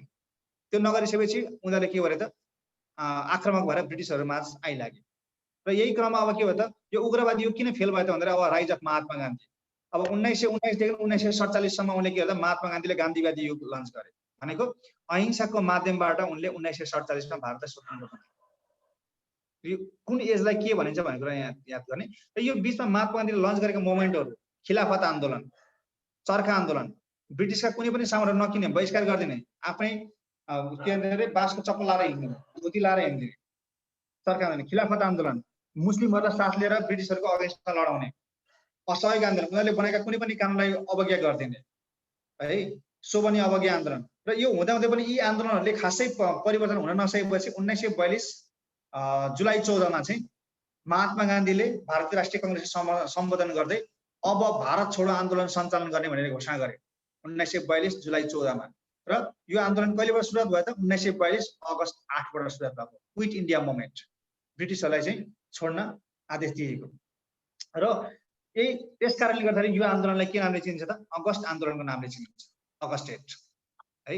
सो त्यसपछि ब्रिटिसहरू झनै आक्रमक भएर आए, तर पनि इन्डियनहरूको जुन एउटा सत्याग्रह थियो, जसरी हाम्रो डाक्टर गोविन्द केसी बस्दिन्थे, उनीहरूको कुनै पनि कानुन नमाने, उनीहरूको क्वार्टर बाहिर उनीहरूको सरकारी कार्यालय धरना दिने, बाटो छेक्ने, बाटोमा सुत्दिने लगायतका कार्यहरू गरेपछि के भयो त 1947 तिर आएर सुरुवातमा 1947 जुलाईतिर आएर त्यतिखेर लर्ड माउन्टबेटनले इन्डिया र पाकिस्तान स्वतन्त्र छुट्टा छुट्टै राज्य हुने गरी उनीहरूले बिल पेश गर्थे युके को पार्लियामेन्टमा। किन भन्दाखेरि बाहिरलाई छुट्याएर शासन अझै पो गर्न सकिन्छ कि भनेर। तर त्यो बिल पास गरिसकेपछि आन्दोलन रोकिएन। परिणाम के भयो त 1947 अगस्त 14 मा ब्रिटिसहरूले पाकिस्तानलाई छुट्टै राज्यको मान्यता दिए। 1918 को एरालाई के भन्छ उग्रवादी। उग्रवादी भनेको एक्सट्रिमिजम, EXTREMISM, एक्सट्रिमिजम है त। त्यसपछि अगस्त 14 मा पाकिस्तान स्वतन्त्र भयो र अगस्त 15 मा के भयो त भारत स्वतन्त्र भयो। त्यसपछि भारतको पहिलो गभर्नर को भयो, स्वतन्त्र भारतको पहिलो प्रधानमन्त्री को भयो, यस्तो क्वेशनहरु पनि सोधेका हुन्छन्। त्यसपछि भारत स्वतन्त्र भएर 1950 जनवरी 26 मा संविधान जारी गर्यो र भारत गणतन्त्र राज्य भयो। र त्यसमा भएको त्यतिखेरको संविधानमा 22 भाग 395 धारा थियो। यहाँ भारत र चीनको शासन प्रणाली पनि छ। त्यतिखेरको संविधान अहिले त्यसमा 25 भाग 448 धारा 12 वटा अनुच्छेद छन् र विश्वको सबैभन्दा ठूलो संविधान यही भारतको संविधान हो। यहाँसम्म आउँछ। 1600 मा ब्रिटिसहरू छिरेदेखि यसको संविधान जारीसम्मको कुरा हामीले पढ्नुपर्छ। अमेरिका स्वतन्त्र संग्राम पनि त्यही हो। अमेरिकामा शासक गरेको थिए त ब्रिटिसले अत्याचार गरेका थिए, नुन कानुन लगाइदिएका थिए, रोलेट एक्ट लगाइदिएका थिए, स्ट्याम्प एक्ट लगाइदिएका थिए, मनी एक्ट लगाइदिएका थिए। सबै ब्रिटिसहरूको मात्र हुनुपर्ने, अमेरिकाले केही पनि गर्न पाउँथ्यो। सो यसबाट आजित भएर ब्रिटिसहरूको विरुद्ध अमेरिकाहरूले पनि गरेको सशस्त्र आन्दोलनलाई हामीले के नामले चिन्छौँ त अमेरिकी स्वतन्त्रता संग्रामको नामले चिन्छौँ। यो अमेरिकी स्वतन्त्रता संग्रामको यदि युट्युब कसैले चलाइरहेछ भने यो क्लासमा हेर्न सकिन्छ। युट्युबमा गएर त्यहाँ सन्तोष खड्का भन्ने हाल्नु, त्यहाँ अमेरिकी स्वतन्त्र संग्रामको मैले त्यहाँ भिडियो बनाइदिएको छु। त्यति हेरे त्यहाँ पुगिहाल्छ, केही पनि हेर्नु पर्दैन। सो त्यसले चाहिँ अब 8 वर्षको शस्त्र युद्धपछि जर्ज वाशिङटनको नेतृत्वमा युद्ध लडेपछि 1783 मा के भयो त अमेरिका भारतबाट के अरे अमेरिका ब्रिटिसहरूबाट स्वतन्त्र भयो। र त्यसपछि विभिन्न चरणमा उनीहरूले संविधान बनाए र 1789 मार्च 4 मा जेम्स मेडिसनको नेतृत्वमा अमेरिकामा संविधान बन्यो, जुन चाहिँ विश्वको पहिलो संविधान 1775 अप्रिल 19 हो है 1775 अप्रिल 19 मा 1773 भने चाहिँ बोस्टन चिया पार्टीको कुरा गरेँ मैले, जुन तत्कालीन कारण थियो त्यहीदेखिको समयावधिलाई मैले कुरा गरेँ है।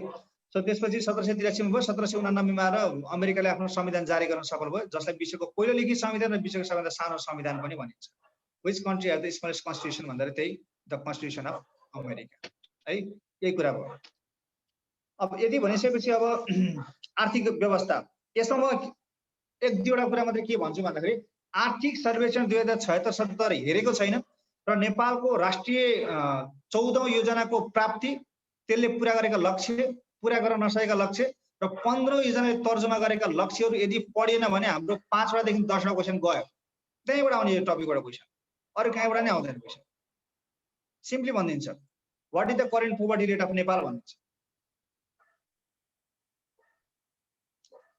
के थियो विद्रोहीलाई के लेखेको थियो, मैले त्यहाँ गरिनँ, मैले फेरि त्यहाँ टाइप गर्नु है, अहिले नयाँ लास्टमा सोध्दा नि हुन्छ।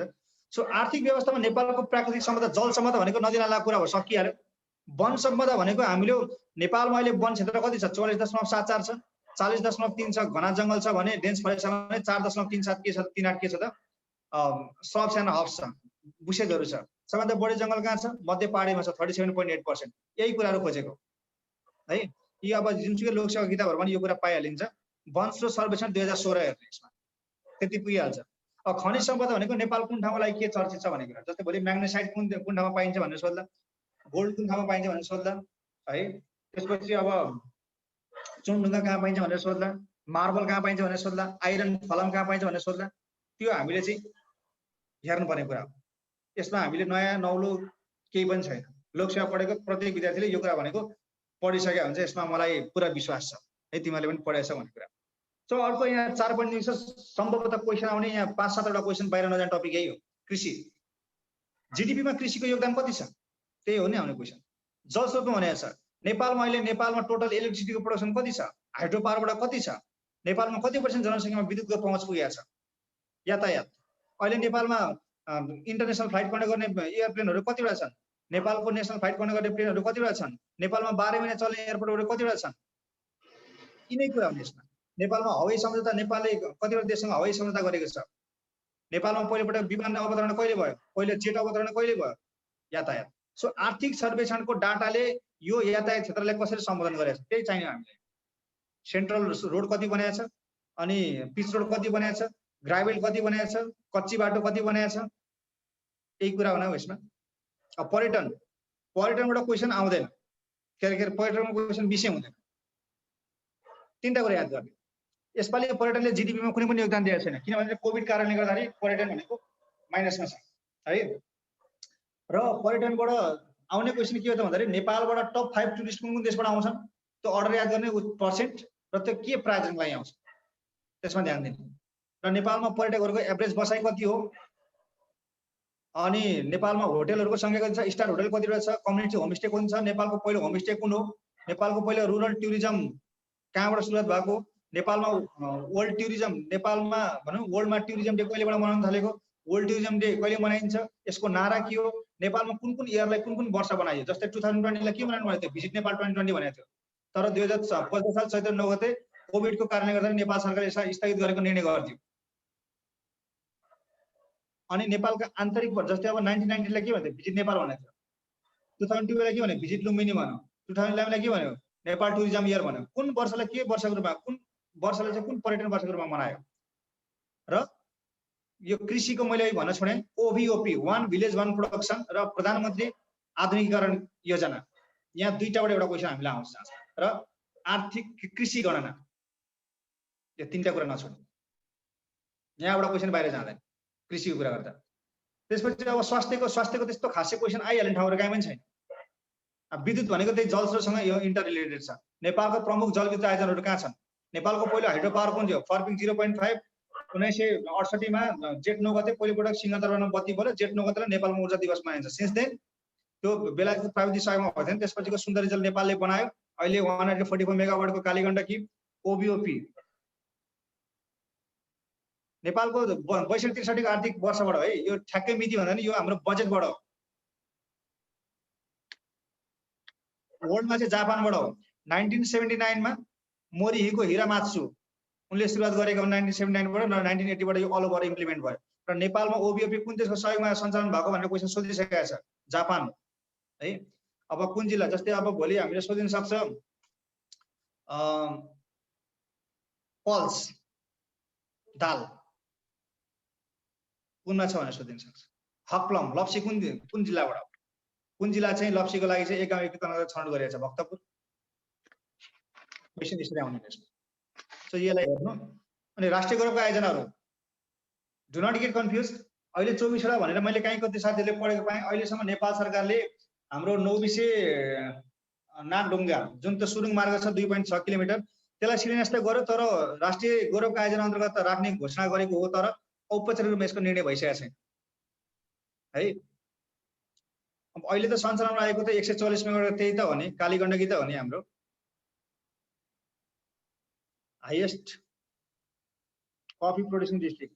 यो चाहिँ मलाई ठ्याक्कै यो तथ्याङ्क थाहा छैन है किनभने आर्थिक सर्वेक्षणमा यो डाटा मैले पाएको छैन। अब यसको कुनै अब कफीकै सर्वेक्षण हेर्नु पर्ने होला त्यसमा चाहिँ अब तपाईँलाई थाहा छ भने बरु मलाई जानकारी दिनुहोस् है। ओबिओपीमा त त्यही हो स्याङ्जा ल। त्यसपछि अब राष्ट्रिय अब गौरवका आयोजनाहरूमा मैले अघि भनिसकेँ त्यसलाई छुट्याएर पढ्ने है कसरी पढाएको छ। इरिगेसन र सिक्टा जस्तै अब रानी जमरिया यिनीहरूलाई भेरी बाउबाई डाइभर्सन प्रोजेक्ट यिनीहरूलाई सिँचाइलाई छुट्याएर पढ्ने। त्यसपछि अब hydro power Kaligandaki hydro power अब विभिन्न hydro power Sunkoshi hydro power छुट्याएर पढ्ने है। त्यसपछि अब रोडलाई ट्याक्क छुट्याएर पढ्ने अनि ट्याक्क छुट्याएर पढेर के हुन्छ त कसको के पढ्ने भन्ने कुरा थाहा हुन्छ क्या। रोडको के पढ्ने लम्बाइ पढ्ने हो अरू केही पनि होइन। हाइड्रो पावरको के पढ्ने हो कति प्रोडक्सन क्यापेसिटी छ त्यो पढ्ने हो होइन। त्यसपछि अनि अहिलेको हाम्रो यो 2050 साल फागुनमा चाहिँ असोजमा चाहिँ नेपाल सरकारले 2टा एमसिसी प्रोजेक्ट मिलेनियम च्यालेन्ज कर्पोरेसनबाट पैसा आयो भने 2टा राष्ट्रिय गौरवको आयोजना योजना भनेर थपेको छ तर अब त्यो कार्यान्वयन हुने कि नहुने त्यो थाहा छैन। सो त्यसमा चाहिँ हाइड्रो पावर भने त्यसको लेन्थहरू पढ्ने हो है। एकैछिन है यहाँ कल आयो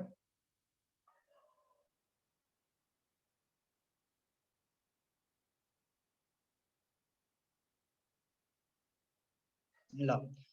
अनि त्यसपछि तिनै कुरा भयो राष्ट्रिय गौरवको आयोजना पहिला त यो थाहा हुनु पर्यो कुन हो कुन होइन भनेर है। त्यसपछि अब राष्ट्रिय अर्थव्यवस्था रेमिटेन्स नेपालको रेमिटेन्स कति छ यो समसामयिक हो आर्थिक सर्वेक्षण हेर्ने हो। वैदेशिक रोजगारी नेपालमा रोजगारी प्रतिशत कति छ बेरोजगारी प्रतिशत कति छन् आयात कति छ हामी कति व्यापार घाटामा छौँ तथ्याङ्क सबै आर्थिक सर्वेक्षण हो बाहिरबाट पैसा आउँदैन यसमा। र अब आर्थिक परिस्थिति जिडिपी नेपालको जिडिपी अहिले कति छ कसैले लेख्नु त नेपालको जिडिपी कति छ सुनौँ कसले कति पढाएर रहेछ what is the current GDP of Nepal.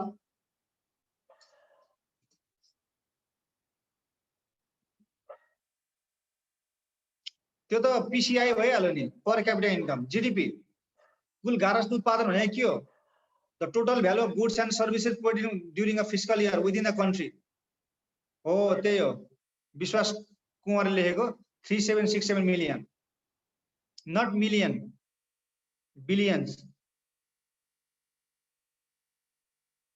खर्ब हो है अर्ब होइन खर्ब हो। सो यसरी त्यो जिडिपी भयो। अब जिडिपीमा कन्ट्रिब्युसन के हुन्छ त त्यसमा primary sector secondary sector tertiary sector भन्ने हुन्छ। प्राइमेरी सेक्टरमा के पर्छ त कृषि क्षेत्र पर्छ कृषि क्षेत्र र अर्को के पर्छ खानी तथा उत्खनन भन्ने पर्छ। त्यसको 28.2 प्राइमेरी सेक्टरले अब 28.2 ले हामीले दुईटा पार्टमा डिभाइड गर्छौँ कृषि क्षेत्र एउटा खानी भनेर छ खानीले जम्मा 0.55 मात्रै गर्छ भने यता 27.67 चाहिँ कसले गर्छ त कृषि क्षेत्रले गर्छ। अब सेकेन्डरी सेक्टरमा के हुन्छ सेकेन्डरी सेक्टर भनेको प्रोडक्सन उद्योगले कति पर्सेन्ट गर्छ जिडिपीमा 5.1%। त्यसपछि अर्को के छ ग्यास इलेक्ट्रिसिटी वाटर 1.4%। त्यसपछि निर्माणले कति गर्छ 7.2% गर्छ। त्यसपछि अर्को आउँछ तेस्रो क्षेत्र सेवा क्षेत्र भन्छ यसलाई। सेवा क्षेत्र भनेको हाम्रो टुरिज्म भयो एजुकेसन भयो शिक्षाले कति गर्छ त 6.7% गर्छ। स्वास्थ्यले कति गर्छ अनि त्यसपछि रक्षाले कति गर्छ सार्वजनिक सेवा प्रवाहले कति गर्छ। यसरी चाहिँ जिडिपीलाई 3टा पार्टमा डिभाइड गरेको छ है। र नेपालको टोटल जिडिपीको स्ट्रक्चरमा स्ट्रक्चर कस्तो छ भन्दाखेरि 27.6% चाहिँ एग्रिकल्चरल छ अरू चाहिँ हामी के छ त सबै नन एग्रिकल्चर छ 72.4% चाहिँ नन एग्रिकल्चरल छ कन्ट्रिब्युसन जिडिपीमा। सो त्यसपछि अब यो जिडिपीमा जिएनपी भयो पर क्यापिटा जुन त्यो 1085 भनेको छ नि यो चाहिँ हाम्रो आर्थिक सर्वेक्षण अनुसार हो तर 14औं योजना अनुसार कति छ 15औं योजनामा कति बनाउनु भनेको छ र 15औं योजनाको दीर्घकालीन सोचले कति बनाउनु भनेको छ यो 3टा पोइन्ट मात्रै भनेन, आर्थिक वृद्धि दर भनेको हामीले के हेर्नुपर्छ थाहा छ? IMF ले कति टार्गेट गरेको छ, एसियाली विकास ब्याङ्कले कति टार्गेट गरेको छ, वर्ल्ड ब्याङ्कले कति टार्गेट गरेको छ, मौद्रिक नीतिले कति टार्गेट गरेको छ, बजेटले कति टार्गेट गरेको छ, योजनाले कति टार्गेट गरेको छ, अनि आर्थिक सर्वेक्षणले कति टार्गेट गरेको छ। एउटा हेरेर मात्रै पुग्दैन, फरकले फरक तथ्याङ्क देखाउँछ। सो त्यसकारण गर्दाखेरि यो हामीले हेर्ने भनेको आर्थिक सर्वेक्षणका महत्त्वपूर्ण बुदाहरू हुन् 4 नम्बरमा है। सो त्यसपछि अब जुन नेपाली सेनाको कुरा छ यसपालि एकदमै सटिक छ है। यो नेपालको एकीकरण सम्बन्धी जानकारी भनेको नो डाउट पृथ्वीनारायण शाहको हामीले टप टु बटम पढ्नुपर्छ। अस्तिपालि क्वेसन के सोधेको छ? पृथ्वीनारायण शाहको पालामा नेपालको एकीकरण पूर्वमा कहाँदेखि पश्चिममा कहाँसम्म पुगेको थियो भन्ने क्वेसन सोधेको छ। त्योभन्दा अगाडि when was कान्तिपुर एनेक्स्ड भनेर सोधेको छ। In which battle did Kaji Kalupande lose his life भनेर सोधेको छ। when was नुवाकोट एनेक्स्ड भनेर सोधेको छ। भनेको पृथ्वीनारायण शाहको 1779 जन्मदेखि अझ भनौँ त्योभन्दा अगाडि नरबुवाल शाहदेखि नै जानु पर्यो हामीले। अझ त्यो भन्न सकिन्छ भने हामीले कहाँदेखि जानु पर्यो? यो कुलमण्डन खाँदेखि जानुपर्छ। हामी चन्द्रवंशले अनुसार जानुपर्छ। भारतको चित्तौरागढ अहिलेको राजस्थान ऋषिराज राणाजी खाँ भन्ने थिए अरे शासक। तिनका सन्तानहरू व्यापार गर्ने उद्देश्यले रेडी आए, भोपाल उज्जैन खाँ भन्ने। उनका दुईटा छोरा जन्मे, खर्जा खाँ र मिचा खाँ। मिचा खाँका छोराहरू जगदेव खाँ जयदेव खाँ हुँदै कुलमण्डन खाँबाट त्यहाँका राजा भए र त्यही समयमा दिल्लीका बादशाहलाई महँगो उपहार पठाएर उनीहरूले शाह भन्ने उपाधि लिए। सो शाह भन्ने उपाधि लिने पहिलो व्यक्ति भए कुलमण्डन खाँ। सोही समयमा लमजुङका राजा मरेको अवस्थामा कुलमण्डन खाँका 3 भाइ छोरा मध्ये जोसुकै भने एकजनालाई राजा बनाइदिन आग्रह गरे लमजुङवासीहरूले। त्यसपछि उनले आफ्ना कान्छा छोरा यश ब्रह्म शाहलाई लगेर लमजुङको राजगद्दीमा बसाल्दिए 1550 असार 15 गते। रिजल्ट के भयो? शाह उपाधि धारण गरेर पहिलो राजा हुने व्यक्ति को भयो त? यश ब्रह्म शाह।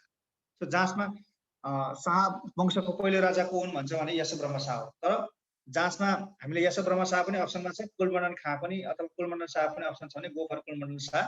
तर हाम्रो खरदारको क्वेसन हो यो। खरदारमा चाहिँ शाह वंश पहिलो राजा भनेर को भन्दाखेरि कुलमण्डन शाह त्यहाँ दिएको थिएन अप्सनमा। त्यही भएर यसको कुलमण्डन खाँ चाहिँ नभइकन के भयो? त्यसको एन्सर यश ब्रह्म शाह भयो। तर दुईटै दिएछ भने चाहिँ कुलमण्डन शाहमै जाने। किन भन्दाखेरि उनी खाँ थिए, शाह भएर पनि राजा भइरहेका थिए। यसरी बुझ्ने हो। यश ब्रह्म शाहका दुईटा छोरा, एउटा नरहरि शाह एउटा द्रव्य शाह। नरहरि शाहले लमजुङको राजगद्दी सम्हाले उनको पिताको निधनपछि भने द्रव्य शाहले के गरे त? गोर्खा आक्रमण गरे 1616 मा। पटक पटक आक्रमण पछि उनले त्यहाँका खड्काहरूलाई पराजित गरेर गोर्खा राज्यको स्थापना गरे 1616 भाद्र 25 गते। when was Gorkha state established भन्दाखेरि 1616 भाद्र 25 मा हो। त्यसपछि उनका वंशहरू त्यहाँनिर द्रव्य शाह गोर्खाको पहिलो शाह वंशी राजा, त्यसपछि पुरन्दर शाह, छत्र शाह, राम शाह, राम शाहपछि को भयो त? डम्बर शाह, डम्बरपछि कृष्ण, कृष्णपछि रुद्र, रुद्रपछि पृथ्वीपति, पृथ्वीपतिपछि नरबुवाल, नरबुवालपछि पृथ्वीनारायण शाह। र नेपालको एकीकरण भनेर टपिकमा जहाँ राखेको छ, नेपालको एकीकरणको अभियानको थालनी गर्ने व्यक्ति को हुन् भन्दाखेरि Narbhupal Shah. He made his first failure attempt to attack over Nuwakot. So Nuwakot चाहिँ त्यतिखेरको समयमा that was under the administration of Kantipur. The king of Kantipur was Jayaprakash Malla. तो जयप्रकाश मल्लको नेतृत्वमा भएको कान्तिपुर थियो, त्यसले चाहिँ नुवाकोटलाई साथ दिएको थियो। र नुवाकोट अब यसमा हामीले 22 राज्य र 24 राज्यमा कुन पर्छ भन्ने कुरा थाहा हुनुपर्छ पहिला। Gorkha that was under the 25 state, 24 राज्य मात्रमा पर्थ्यो। एउटा सानो, सबैभन्दा सानो, भौगोलिक रूपमा पनि आर्थिक रूपमा पनि एकदमै सानो थियो। सो त्यसपछि अब त्यहाँ पृथ्वीनारायण शाह गएपछि उनी जन्मेदेखि उनले विवाह गरेको उनका छोरा ज्वाइँ छोरी को थिए, उनले के उपाधि पाएका थिए, उनले नेपालमा आक्रमण कहिले गरे, फेरि इन्डिया किन गए, नेपाल फर्केर कालो पाण्डेलाई किन काजी भन्ने उपाधि थिए। सो एउटा म तिमीलाई यहाँ कन्ट्रोभर्सी एउटा के क्लियर गरिदिन चाहन्छु भन्दाखेरि नेपालको एकीकरणको भनेको 1794 मा सुरुवात भएको। That was initiated by Narbhupal Shah. तर कुरा के भयो भन्दाखेरि गोर्खा त एकदम सानो थियो। अब आर्थिक रूपमा हामीले केही ठुलो सहयोग चाहिन्छ भनेर 1794 मा त्यो युद्ध हारिसकेपछि पृथ्वीनारायण शाह र नरबुवाल शाह उनीहरूले मिलेर के गरे त अब एउटा शक्तिशाली राज्यसँग सम्बन्ध बनाउने विचार गरे। परिणाम के भयो? नरबुवाल शाहले पृथ्वीनारायण शाहको विवाहको प्रस्ताव कहाँ लाग्यो त? तत्कालीन समयको शक्तिशाली सेन वंशी राज्य थियो मकवानपुर। मकवानपुरका राजा को थियो त? हेमकर्ण सेन थियो। सो हेमकर्ण सेनकी छोरी को थिइन् त? इन्द्रकुमारी। इन्द्रकुमारीसँग लगनगाँठो बस्ने निर्णय गर्यो, तर विवाह सफल हुन सकेन। अब यहाँ धेरै मिथहरू छन्। भनिन्छ पृथ्वीनारायण शाहले धेरै संख्यामा घोडा हात्ती मागे, उनले 36 पाथी सुन मागेको कारणले गर्दाखेरि चाहिँ उक्त आफ्नो माग चाहिँ हेमकर्ण सेनले पुरा नगर्ने बाचा अथवा उनले विचार गरिसकेपछि पृथ्वीनारायण शाह चाहिँ बेहुली नलिकन गोर्खा फर्केको पनि भनिन्छ। भने कतिपय स्थानमा गोर्खा यति धेरै कमजोर थियो कि आर्थिक रूपमा उनले चाहिँ आफ्नो विवाहमा चाहिँ च्यात्तेको दोहोरो सुरो लगाएका थियो र बेहुली अन्माउने छोरी अन्माउने बेलामा राजा हेमकर्ण सेनले चाहिँ मेरी छोरीले दुःख पाउँछ, तिमी मेरै दरबारमा घर जाइ बस भनेर उनको अपमान गरेसम्मको कुराहरू समेत लेखेका पाइन्छ। तर जे होस् उनको पहिलो विवाह असफल भए तापनि उनकी रानी चाहिँ दरबारमा आइन्।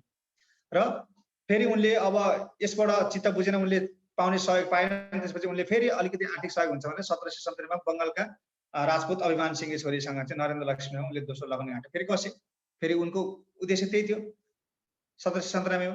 त्यसपछि उनी गोर्खा फर्के र गोर्खा फर्केर उनले के गरेछ भन्दाखेरि भौगोलिक रूपमा चाहिँ शक्तिशाली राज्यहरूको क्षेत्रफल, त्यहाँको भौगोलिक बनावट अध्ययन गर्न थाले। सो यही सिलसिलामा उनी कहाँ गए त? उपत्यका गए, नेपाल उपत्यका। किन गए त भन्दाखेरि उनी गोर्खाबाट मकवानपुर आफ्नो ससुराली आउने जाने क्रममा नेपाल उपत्यकातिर मोहित भएका थिए। र त्यो मोहित भएपछि उनले अब नेपाल उपत्यका जसरी पनि जित्ने उनको एउटा महत्वाकांक्षा पलाएर आयो। र यसैको लागि उनी आफ्नो पिताको सल्लाहमा 1798 मा नेपाल उपत्यका छिरेर भक्तपुरका अन्तिम मल्ल राजा को थियो त? रणजित मल्ल थियो। रणजित मल्लका छोरा वीर नरसिंह मल्लसँग उनले मित लगाए। They became intimate friends.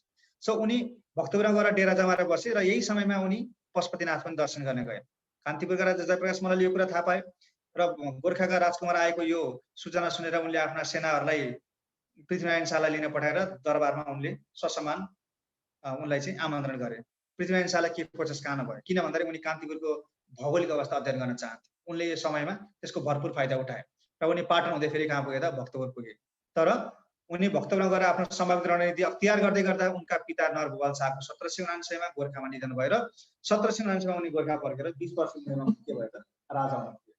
अब राजा भए तर उनको एकीकरण अभियान पिताले त जुन छोडेर अधुरै छोडेर गएको एकीकरण अभियान अब उनले के गरे? त्यसलाई अगाडि बढाउने निर्णय गरे र 1800 मा उनले फेरि पनि के गरे त? नुवाकोटमाथि आक्रमण गर्न गए। अब यहाँ क्वेसन आउँछ, नेपाली सेनाको पहिलो कमान्डर को, काजी को भन्ने कुरामा म तिमीलाई यहाँ दोहोऱ्याएर नहुनु आजको दिनबाट म यहाँ क्लियर गराइदिन्छु। 1800 मा पृथ्वीनारायण शाहले सेना पठाए। कसको नेतृत्वमा पठाए त भन्दाखेरि चाहिँ विराज थापा, विराज बखेती थापा मगर है। विराज थापा मगरलाई चाहिँ उसको नेतृत्वमा चाहिँ 1800 मा सेना पठाए। कहाँको बाटो हुँदै? विराज बखेती थापा मगर कहाँ हुँदै त? त्रिशुलीको ठाडो बाटो हुँदै तल हुँदै हुँदै के त किनारे किनारे हुँदै नुवाकोटमा आक्रमण गर्न गए। तर यो रणनीति कसलाई मन परेन अरे त भन्दाखेरि चाहिँ अर्का कमान्डर को थियो अरे त? महेश्वर पन्त। उनले महेश्वर पन्तले चाहिँ पृथ्वीनारायण शाहको अगाडि गएर के गरे त? यो कालु विराज थापा मगर चाहिँ काम छैन, यसले युद्ध जित्न सक्दैन भनेर उनलाई फेलर गर्ने प्रयास गरे र पृथ्वीनारायण शाहले अर्को सेनाको टोली महेश्वर पन्तको नेतृत्वमा नुवाकोट आक्रमण गर्न पठाए। तर दुईटा कमान्डरको असमन्वयको कारणले गर्दाखेरि नुवाकोट हार्न पुग्यो। तर नेपालको इतिहासमा पहिलो नेपाली सेनाको कमान्डर कसलाई भनेर चिनिन्छ भन्दाखेरि विराज थापा मगरलाई चिनिन्छ। यसमा कन्फ्युजन नहुने है। इतिहासका धेरै पुस्तकहरूमा महत्त्वपूर्ण हामीले यस्तै लोकसेवाका च्याउसरी उम्रेका किताबहरूको कुराहरू हेर्ने होइन। यस्तो नेपालको इतिहास भनेको एउटा बृहत कुरा हो, हामीले सही जानकारी लिनुपर्छ यसमा है। त्यो कुरा त्यहाँ हेरेपछि थाहा भइहाल्छ। र अब पहिलो युद्ध हारिसकेपछि उनी आए। उनी आइसकेपछि अब के भयो त भन्दाखेरि पृथ्वीनारायण शाह विरक्ति भन्यो। तर उनी वास्तवमा विरक्ति होइन भने उनलाई थप भौगोलिक अध्ययन अनुसन्धान आवश्यक परेको रहेछ भन्ने कुराले उनी फेरि कहाँ गए त? इन्डियातिर हिँड्यो, काशी गयो भन्ने। तर उनले त्यहाँ गरेको सम्भावित अख्तियार नीतिहरू अख्तियार गर्न आफ्नो के आर्थिक सहयोग हुन्छ कि भनेर गए र उनी नेपाल फर्केर गोर्खा राज्य फर्केर उनले के गरे त? पहिलो पटक भन्दाखेरि चाहिँ कालु पाण्डेलाई उनले काजी भन्ने उपाधि प्रदान गरे। कालु पाण्डेलाई चाहिँ काजी भन्ने उपाधि प्रदान गरे र त्यसपछि नेपालको पहिलो मूल काजी को हुन् भन्दाखेरि कालु पाण्डे हुन्। उनले किन गरे त भन्दाखेरि चाहिँ आफ्नो अनुपस्थितिमा गोर्खा राज्यलाई अक्षुण्ण राखिरहेका थिए। किनभने त्यतिखेर के थियो त? ठुल्ठुला छेउमा शक्तिशाली राज्य थियो, लमजुङ, कास्की, स्याङ्जा, तनहुँ लगायतका राज्यहरू थिए। तिनले त जहिले पनि सानो राज्यलाई आक्रमण गरेर आफूमा गाभ्ने प्रयास सधैँभरि गरिरहेका हुन्थे। त्यसलाई चाहिँ उनले जोगाए, त्यस विरुद्ध उनले लडेर गोर्खालाई एउटा राज्य सिंह राज्यको रूपमा राखिराख्न सफल भएको थियो। तथापि गोर्खा एउटा सानो र आर्थिक रूपमा भौगोलिक रूपमा सानो राज्य थियो। सो यसलाई कदर गर्दै पृथ्वीनारायण शाहले कालु पाण्डेलाई चाहिँ काजी भन्ने उपाधि दिएका हुन् र उनले शेरबहादुर सेनाको सर्वोच्च कमान्डर बनाएको हुन् त्यतिखेर। र दोस्रो आक्रमण 1801 मा चाहिँ कहाँ आक्रमण गर्न निर्देशन दिए त? नुवाकोटमा आक्रमण गर्न निर्देशन दिए। तर कालु पाण्डेले के भने त? महाराज नुवाकोट हामीमा त धेरै शक्तिशाली छ, अहिले तत्कालै आक्रमण गर्न भन्दाखेरि त्यहाँका शासक जो छन् को थियो त्यतिखेर शासक? जयन्त राणा थिए। जयन्त राणालाई 15 दिनको अल्टिमेटम दिएर पत्र पठाऊ। त्यो समयमा पनि उनले आत्मसमर्पण गरेन भने अनि मात्र आक्रमण गरौँ भनेर चाहिँ पृथ्वीनारायण शाहलाई चाहिँ कालु पाण्डेले सुझाए र कालु पाण्डेले यो कुरा सुझाइसकेपछि पृथ्वीनारायण शाहले त्यसलाई स्वीकार गर्दै 15 दिनको अल्टिमेटम दिएर पत्र पठाए। तर नुवाकोटले कुनै पनि आत्मसमर्पण गर्ने छाडकाट देखाएन। अब नुवाकोटले आक्रमण गर्नुपर्ने कारण के थियो भन्दाखेरि चाहिँ त्यो तिब्बत र काठमाडौँ बिचको जुन व्यापार गर्ने मुख्य नाका थियो नुवाकोट र काठमाडौँ छिने पश्चिम गेट थियो त्यो। त्यसकारण गर्दाखेरि पृथ्वीनारायण शाहको त ड्रिम भनेको काठमाडौँ थियो। त्यही भएर उनले त्यतातिर चाहिँ त्यो नुवाकोटलाई जसरी पनि जित्नुपर्छ भन्ने उनको अभिलाषा थियो। तर 15 दिनसम्म नगरिसकेपछि के भयो त? 1801 असोज 15 गते बिहान झिसमिसे उज्यालो नहुँदै गोर्खाली सेनाले तीनतिरबाट घेरा हाल्यो नुवाकोटलाई है। यता महामण्डलतिरबाट कालु पाण्डेले, धरमपानीतिरबाट पृथ्वीनारायण शाहका भाइ मदम कीर्ति शाहले भने नुवाकोट गढीतिरबाट अगाडि को बढे त? पृथ्वीनारायण शाह बढे। र र जब उनीहरूले झिसमिसमा आक्रमण गर्दाखेरि उनीहरूले खासै प्रतिकार झेल्नु परेन, किन भन्दाखेरि कोही सेनाहरू उठेकै थिएनन्, नुवाकोटवासीहरू उठेकै थिएनन्। उनीहरूले केही सामान्य प्रतिकार झेल्दै उनीहरू नुवाकोट गढी पुगेर पृथ्वीनारायण शाहलाई अगाडि बढ्नलाई उनीहरूले आग्रह गरे र पृथ्वीनारायण शाह नुवाकोट गढी पुगेर के गरे त नुवाकोटमाथि विजय प्राप्त गरेको घोषणा गरेका थिए। अब यहाँ बिचमा धेरै कुराहरू छन्, तर अब हामीले किन परीक्षाको दृष्टिकोणले यो कुराहरूमा हामी टिक लिने भनेको कुरा मैले सरफेसली भन्थे। तर नुवाकोटका सेनाका कमान्डर को थियो भन्दाखेरि चाहिँ शङ्खमणि भन्ने थियो। शङ्खमणिले प्रतिवाद गर्ने प्रयास गरे। पछिबाट पृथ्वीनारायण शाहका 13 वर्ष भाइ दलमर्दन शाहले उनको शिर छेदन गरेर हत्या गरे। यसरी नुवाकोटमाथि विजय प्राप्त गरेर उनको एकीकरण अभियान चाहिँ अगाडि बढेको। अब यसमा हाम्रो सिलेबसमा नुवाकोट हुँदै कीर्तिपुर, काठमाडौँ, सिन्धुलीगढी, काँगडा, मलाउ, नालापानीका युद्ध समयको कुराहरू गरेका छन्। यसका केही महत्त्वपूर्ण मितिहरू पढ्या छ भने राम्रो, अब पढ्या छैन भने चाहिँ अब यसलाई एक्सप्लेन गर्न चाहिँ धेरै टाइम लाग्छ। यो 2 घण्टा 3 घण्टा दुईटा क्लासको कुरा हो है। त्यसलाई पढ्नु, यसको डेट्सहरू चाहिँ याद गर्नु है। अब नेपाल अङ्ग्रेज युद्ध र नेपाल भोट युद्ध। नेपाल भोट युद्धमा 3टा कुरा नबिर्सिने। पहिलो नेपाल तिब्बत युद्ध भनेको केरुङ र कुतीको युद्ध, जहाँ नेपाली सेना विजयी भयो। र दोस्रो भनेको हाम्रो बेत्रावती सन्धि भएको युद्ध, जहाँ चाहिँ नेपाल र तिब्बतको युद्ध भइरहँदाखेरि नेपाल के प्रवेश गर्यो त तिब्बतलाई साथ दिनलाई चाइना प्रवेश गर्यो। त्यसपछि 1791 मा नेपाल तिब्बतहरू आएको, 1792 मा नेपाल चाइना वारमा परिणत भएको थियो। त्यसलाई हामीले सिनो नेप्लिज वार भन्छौँ है, जसले चाहिँ के भन्दा नेपाली सेनालाई खिचाउँदै बेत्रावती किनारा ल्याएर बेत्रावती सन्धि गर्न बाध्य बनायो। बेत्रावती सन्धि कहिले भयो पनि थाहा हुनु पर्यो। र त्यसको धेरै वर्ष समयपछि 1855 मा आएर फेरि जङ्गबहादुर राणाको पालामा के भयो त खासाको कुरा लिएर फेरि नेपाल र तिब्बत विवाद हुन थाल्यो। र त्यसपछि विवाद हुँदा हुँदै के भयो त नेपाल र तिब्बत युद्ध भयो। फेरि पनि चाइनाको मध्यस्थकर्तामा नेपाल र तिब्बत बीच के भयो त थापाथली सन्धि भयो। केरुङ सन्धि, बेत्रावती सन्धि, थापाथली सन्धि र यो सँगसँगै अर्को खम्पा विद्रोह, खम्पा डिसआर्मामेन्ट, यो 4वटा कुराले नबिर्सिनु यसमा है। त्यसपछि नेपाल अङ्ग्रेज युद्धमा चाहिँ नेपाल अङ्ग्रेज युद्धको प्रारम्भिक बिन्दु भनेको हामीले रणबहादुर शाहको पालादेखि नै लिन्छौँ। रणबहादुर शाहको पालाको कसरी कुरा भन्दाखेरि रणबहादुर शाह आफ्नी प्रिय रानी कान्तिमतीले भने बमोजिम 1.5 वर्षका गिरबाणलाई राजगद्दीमा बसेर आफू धर्म क्रम लागे है। उनलाई निर्गुणानन्द स्वामी महाराजा कुन 4 डेट है ल ठिकै छ, त्यसमा कुरा गरौँला। मलाई पहिले सधैँ यो सपन दिनु। सो नेपाल अङ्ग्रेज युद्धको प्रारम्भिक भनेको रणबहादुर शाहको कुरा आउँछ। रणबहादुर शाहले अब रानीले भनेको गिरबाण युद्धलाई 1.5 वर्षमा राजगद्दीमा बसाल्थे र नेपालको इतिहासमा सबैभन्दा सानो उमेरमा राजा हुने व्यक्ति यिनै गिरबाण भयो 1855 मा। र त्यही 55 मा राजा त बनाइयो, तर त्यही वर्ष तिनी रानीको निधन भएपछि रणबहादुर शाह बौलायो र उनले फेरि पनि गिरबाणको नायबी भएर शासन चलाउन खोजे। तर उनले त्यो सम्भव नदिएपछि उनी कहाँ गए त इन्डिया गए। इन्डियामा शासन कसको थियो? ब्रिटिसको शासन थियो। अब नेपालका भूतपूर्व राजा इन्डियामा आएको, यसबाट म्याक्सिमम फाइदा लिनुपर्छ भनेर सोचेर ब्रिटिसहरूले राजासँग 13 सूत्रीय गोप्य सन्धिमा हस्ताक्षर गरे। जसअनुसार उनीहरूले के भने त कीर्तिपुरमा व्यापारिक कोठी खोल्न दिनु पर्यो। त्यसको अगेन्स्टमा चाहिँ त्यो गरे बापत हामी राजालाई मासिक 6000 दिन्छौँ, उहाँलाई राजकीय शैलीमा राख्छौँ भारतमा भन्थे। त्यही भएर उनीहरू ब्रिटिसहरू नेपाल आउन थाले। उनीहरूको त पहिलेदेखि नेपालमा इन्ट्रेस्ट थियो। उनीहरू नेपालको बाटो हुँदै तिब्बतमा त्यहाँको नुन सुन उनीहरूको आँखा गाडी राखेको थियो, त्यहाँ जान चाहन्थे। र नेपाल को जुन गोर्खाजहरूको जुन उनीहरूले एकीकरण अभियान दौरान उनीहरूले चलाएको युद्ध थियो, त्यसबाट उनीहरू परिचित थिए। त्यही भएर उनीहरूले हतपत आक्रमण गर्न सकेका थिएनन्। होइन भने भारत त्यत्रो ठुलो विशाल देशमा त उनीहरूले 100 वर्ष लाएर आक्रमण गरेको थियो भने नेपाल जति एउटा सानो भूमिलाई त उनीहरूले सजिलै जित्न सक्थे। तर उनीहरूले त्यो आँट गरेनन्।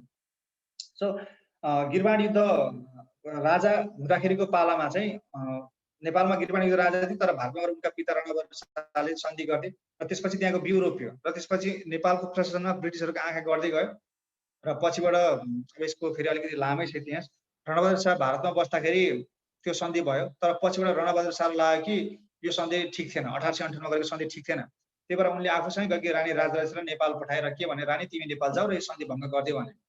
र रानी नेपाल त आइन्, सन्धि भङ्ग पनि गरिन् र नेपालबाट सन्धि भङ्ग भएपछि अब क्याप्टेन अफ ब्रिटिसका त्यहाँबाट गए र उनीहरूले के भने, अब त्यो भारतमा भएको रणबहादुरलाई कुनै पनि सहयोग नगर्नु, अब उसको नेपालमा काम छैन, त्यो सन्धि भङ्ग भइसक्यो भने। र त्यहाँबाट ब्रिटिसहरू हिँडे भारततिर।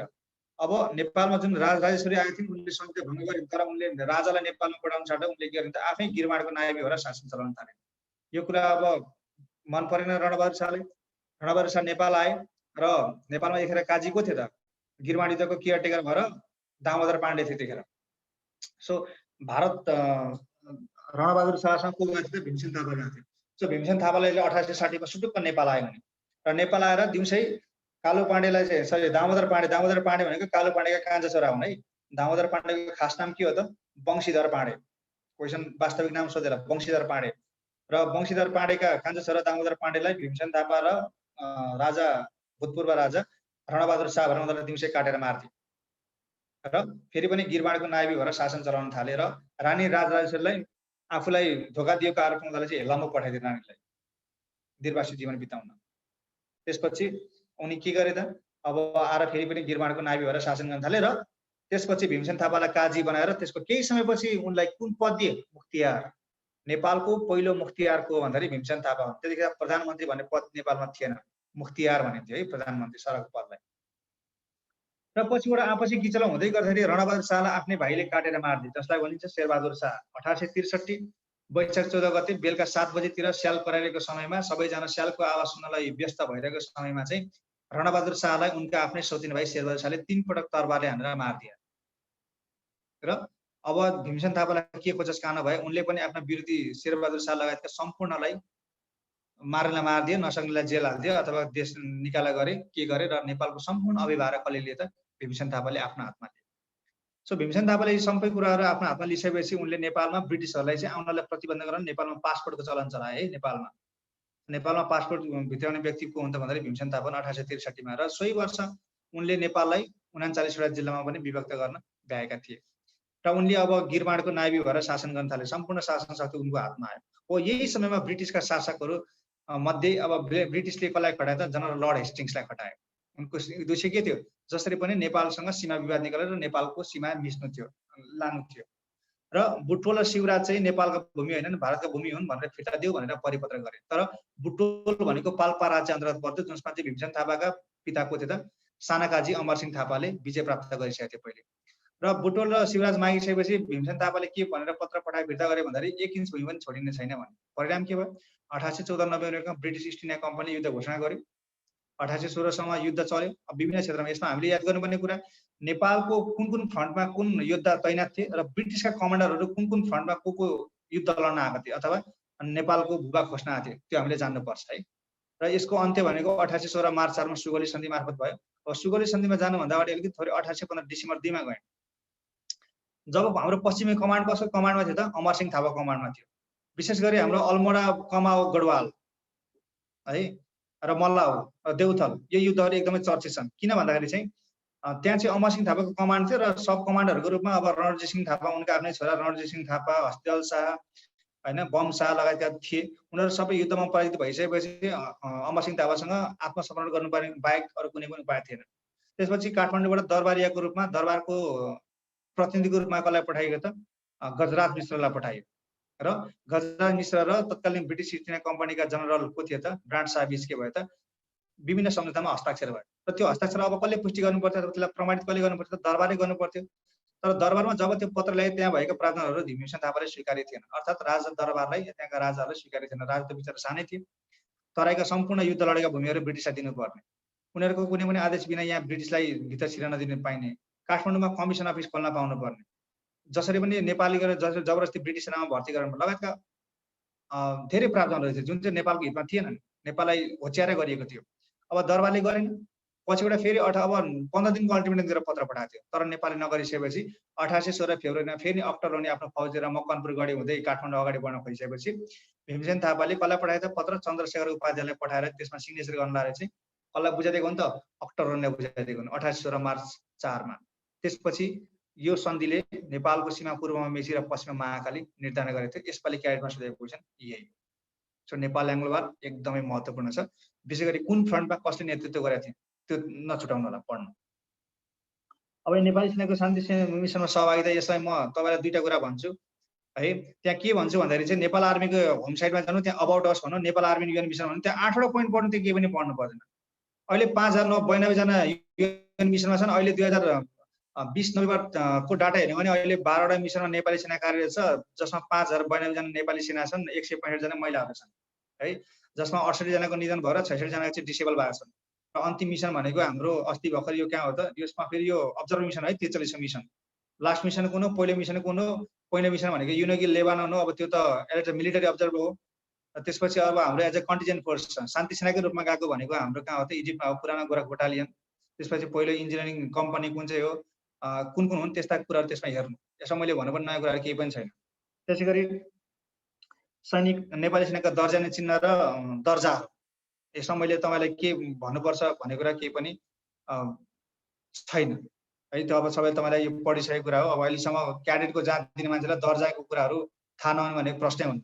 यसमा केही अपवादहरू छन्, त्यसलाई अब भोलिको क्लास केही भएछ भने म त्यसमा जुन अब त्यहाँभित्र पनि जुन आर्मी एक्टले डिफाइन गरेको पोजिसन भन्दा पनि त्यहाँ बिचमा केही पदहरू रहेछन् त्यस्ता है, जस्तै अब बटालियन क्वार्टर मास्टरको भए, कम्पनी क्वार्टर मास्टरको कुराहरू भए होइन, अनुरोधी पोजिसनहरू त्यस्ता केही रहेछन्, त्यसलाई अलिकति थोरै चर्चा गर्न सकिन्छ। र सैनिक ऐन 2063 सैनिक नियमावली 2069, विशेष गरी सैनिक अदालत र विधा सम्बन्धी व्यवस्था है, यो कुरालाई मजाले हेर्नु। नेपाल ल कमिसनमा जानु, नेपाल ल कमिसनमा गएपछि त्यहाँ सैनिक ऐन 2063 हान्नु, सर हेर्नु, त्यसको परिचय हेर्नु, त्यहाँ ट्याक ट्याक ट्याक दिएको हुन्छ, त्यसलाई पढ्नु। अब यसलाई एकचोटि मैले भनिदिनु पर्छ भन्नुहुन्छ भने अब आज त यो पोसिबल छैन, अब 10 भइसकेको छ, भोलिको क्लासमा यसलाई एकचोटि म केही भएछ भने मैले तपाईँलाई भन्छु है। अब पृथ्वीनारायण शाह भनेको एक किरण अभियानको, अमरसिंह थापा भनेको नेपालको जिउँदो सिंह भनिन्छ, living lion of Nepal, hero of Nepal आङ्गोबार, भक्ति थापा सबैभन्दा वृद्ध उमेरमा देउथानमा युद्ध लडेर आफ्नो छोरा अमरसिंह थापाले सुम्पेर युद्ध लड्न गएको थिए भन्ने कुरालाई हामीले पढेका छौँ। बलभद्र गौर यो वार अफ नालापानी, उनको निधन अफगानिस्तानमा भएको थियो। बहादुर शाह, फतेबहादुर शाहको नेपालको समयकाललाई चाहिँ एकीकरणको स्वर्णयुग भनिन्छ। हाम्रो सतलजसँग सीमा पुर्याउनेको हुन् त यिनै बहादुर शाह हुन्। जङ्गबहादुर राणा 1903 देखि 1933 सम्म उनको यो योगदानलाई हामीले बिर्सिनु हुँदैन है, छन् यो। त्यसपछि भीमसेन थापा, कालु पाण्डे, अब यी कुराहरू त भइ नै हाल्यो। अब विज्ञान प्रविधिमा यो हाम्रो 10वटा वैज्ञानिकको नाम दिएको छ, Archimedes, Galileo, Albert Einstein, Isaac Newton. ठ्याक्क पहिला यतिको चाहिँ सबै सकाउन यिनीहरूले गरेका योगदानहरू, त्यो बाहेक अरू पनि हेर्नु है, किनभने अब बल पेनको पनि सोधेको छ, हाम्रो डाइनामाको पनि सोधेको छ, अनि त्यसपछि अर्को ट्रान्जिस्टरको पनि सोधेको छ है, धेरै धेरै। अब डाइनामाइटको अब अल्फ्रेड नोबेल, अब गाह्रो नामहरू त होइन, त्यही पनि सोधेको छ। कम्तीमा यहाँ भएको वैज्ञानिकहरूले गरेका महत्त्वपूर्ण योगदानहरू चाहिँ तपाईँले मजाले पढ्नु होला है। अब नेपालमा संरक्षित जनावर 26वटा छन् स्तनधारी, 9वटा चराहरू छन्, 3टा के छन् त घस्रिने छन्, अजिङ्गर, गोही र घडियाल छन्। नाम याद गर्नुपर्ने कतिवटा छन् भनेर। अब विश्व सम्पदा सूचीमा सूचीकृत भनेर मैले भनिसकेको छु। र हाम्रो अन्त्यमा अब द्विपक्षीय सम्बन्ध, क्षेत्रीय तथा अन्तर्राष्ट्रिय सङ्गठन कुरा चाहिँ यो 15 मार्क्सको एकदमै महत्त्वपूर्ण छ। यसमा तपाईँलाई म 2-3वटा कुरा सुरुमै भन्छु। हेडक्वार्टर पढ्नुहोस्, संयुक्त राष्ट्र सङ्घका 360 सङ्गठनका हेडक्वार्टर पढिएन भने 2-3वटा क्वेसन गयो। नट ओन्ली स्पेसलाइज एजेन्सी, 360 सङ्गठन मात्रै होइन, संयुक्त राष्ट्रसँग सम्बद्ध संस्था पनि पढ्नु। जस्तै यसपालि WFP ले नोबेल प्राइज जितेको छ है। अब यो नोबेल प्राइज जितेका कुराहरूलाई अलिकति समसामयिकको पाटोमा भोलि म यसमा चर्चा गर्छु, कसरी सम्झिने कुराहरू भनेर है। त्यसको हेडक्वार्टर याद गर्ने। र यसमा छ हाम्रो सार्क राष्ट्रहरू, चीन, बेलायत, अमेरिका, जापानसँगको नेपालको द्वैत सम्बन्ध। अब म यहाँ 2-3वटा कुरा भन्छु। द्वैत सम्बन्ध कसरी पढ्ने?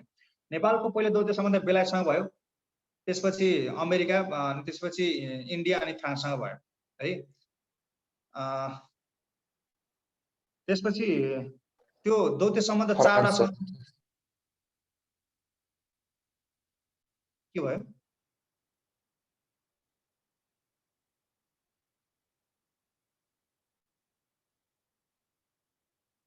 द्वैत सम्बन्ध कसरी पढ्ने भन्दाखेरि त्यो 4वटा देशहरू भनेको बेलायत, फ्रान्स, बेलायत, अमेरिका, भारत र फ्रान्स। यो भनेको 1949 सम्मको कुरा हो। 1949 भनेको 2007 साल अगाडि हो।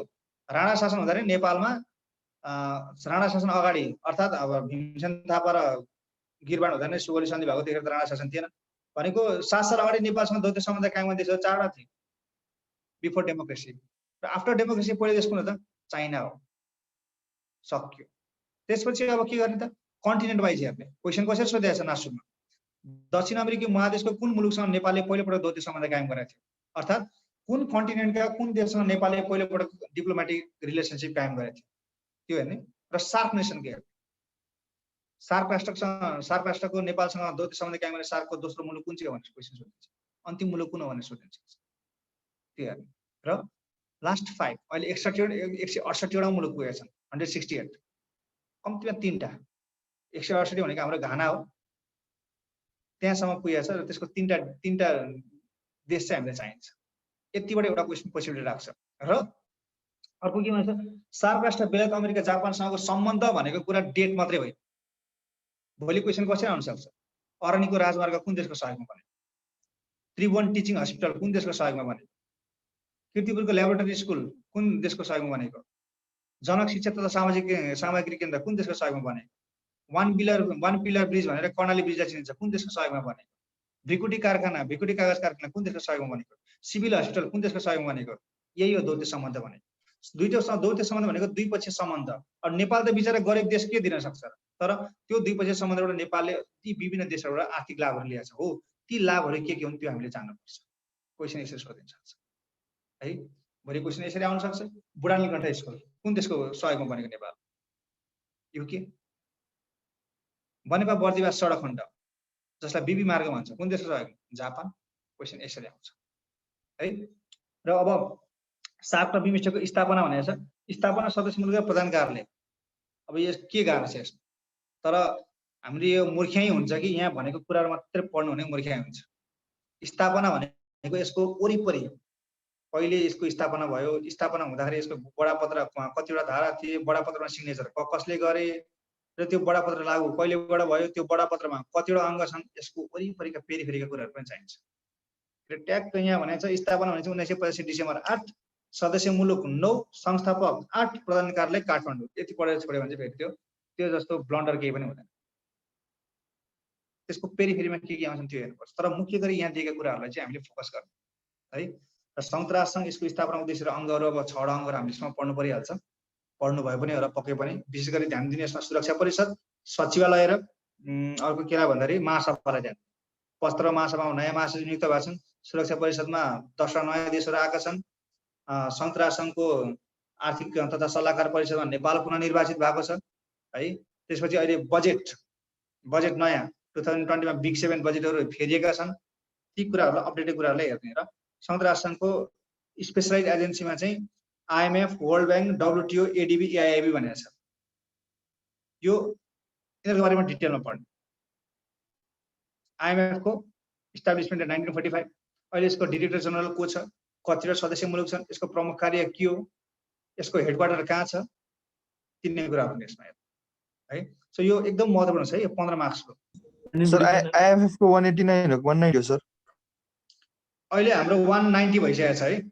दुईटै एउटा कुरा के विचार गर्नु बुझ्नु भन्दाखेरि चाहिँ नि IMF को कुनै देश सदस्य हुन्छ भने त अटोमेटिकली वर्ल्ड ब्याङ्कको सदस्य हुन्छ र वर्ल्ड ब्याङ्कको कुनै देश सदस्य हुन्छ भने IMF को स्वतः सदस्य हुन्छ। किन भन्दाखेरि these two organizations are regarded as sister organizations, दिदीबहिनी सङ्गठन भनिन्छ। Why? Because they function under same roof and they both are the specialized agency of United Nations that are established in order to avoid or to reduce poverty in the world. दुईटैको गरिबी निवारण नै हो। IMF ले through monetary policy गर्छ भने world ब्याङ्कले through public funding गर्छ। र वर्ल्ड ब्याङ्क भनेको एउटा सिंगल ब्याङ्क होइन। यो क्वेसन आछ है, which of the following is not an organization of world bank भने अस्तिको पालि हाम्रो 3 नम्बरमा क्वेसन आछ। त्यसमा WTO भनेर राखेको छ। वर्ल्ड ब्याङ्कमा कतिवटा अर्गनाइजेसन छ, फाइनान्शियल अर्गनाइजेसन? एउटा IBRD छ, international bank for reconstruction and development, IFC international finance corporation, IDA international development association, MIGA MIGA multilateral investment guarantee agency र ICSID भनेको इन्टरनेसनल सेन्टर फर सेटलमेन्ट र इन्भेस्टमेन्ट डिस्प्युट। यो 5वटा मिलेर के बनाएको छ त? वर्ल्ड ब्याङ्क बनाएको छ। त्यसै WTO हो, यो WTO चाहिँ यो WTO भनेको वर्ल्ड के अरे युनाइटेड नेसन्स स्पेशल एजेन्सी होइन। This is an autonomous organisation WTO। Majority more than 90% of the trade activities in the world are conducted through WTO. WTO पढ्ने बित्तिकै सुरुमा आउनुपर्छ GATT, General Agreement on Tariffs and Trade, 1948 January 1, that was translated through Kennedy Round in 1995 January 1. It is headquartered located in Geneva, Switzerland है। त्यसरी चाहिँ हेर्नुहोस्। अब यो मैले पहिला डिकामा दिएको नोटहरुमा यो कुराहरु सबै छ है। र ADB भनेको एसियाको हो। अब एसियामा अहिले यसको सदस्य संख्या यसको कति 68 पुगेको छ। अब AIIB मा 103 मेम्बर कन्ट्रीहरु पुगेको छ यसमा। अब यसको स्थापना संस्थाको सदस्य प्रधान कार्यालय भनेको AIIB को चाइनाको बेजिङ, ADB भनेको मनिलाको फिलिपिन्सको मनिला, WTO जेनेभा हो, IMF र वर्ल्ड ब्याङ्क दुईटैको कहाँ छ त? यो हाम्रो वाशिंटन DC मा छ है। सो आई होप जुन मैले भनिसकेको कुराहरु सबै पढिसके होला र केही नबुझेको कुराहरु केही छ, अस्पष्ट कुराहरु छ, केही सोध्नु पर्ने कुरा छ भने त्यसलाई टिपेर राख्नु। अब सभा 12 पनि भइसक्यो, सभा 10 भइसकेछ राति। मलाई पनि निद्रा लाग्न थालिसक्यो, फेरि अब निद्रामा के भनिएला हैन। र बाँकी कुरा अब भोलि इफ पोसिबल म दिउँसो क्लास राख्ने कोसिस गर्छु। Stay updated with Rajendra sir है। र करेन्ट अफेयर्सको मैले केही कुराहरु महत्त्वपूर्ण कुराहरु अब यो कोरोनाहरुको बारेमा अलिकति मैले केही भन्नै पर्ने थियो। अब आज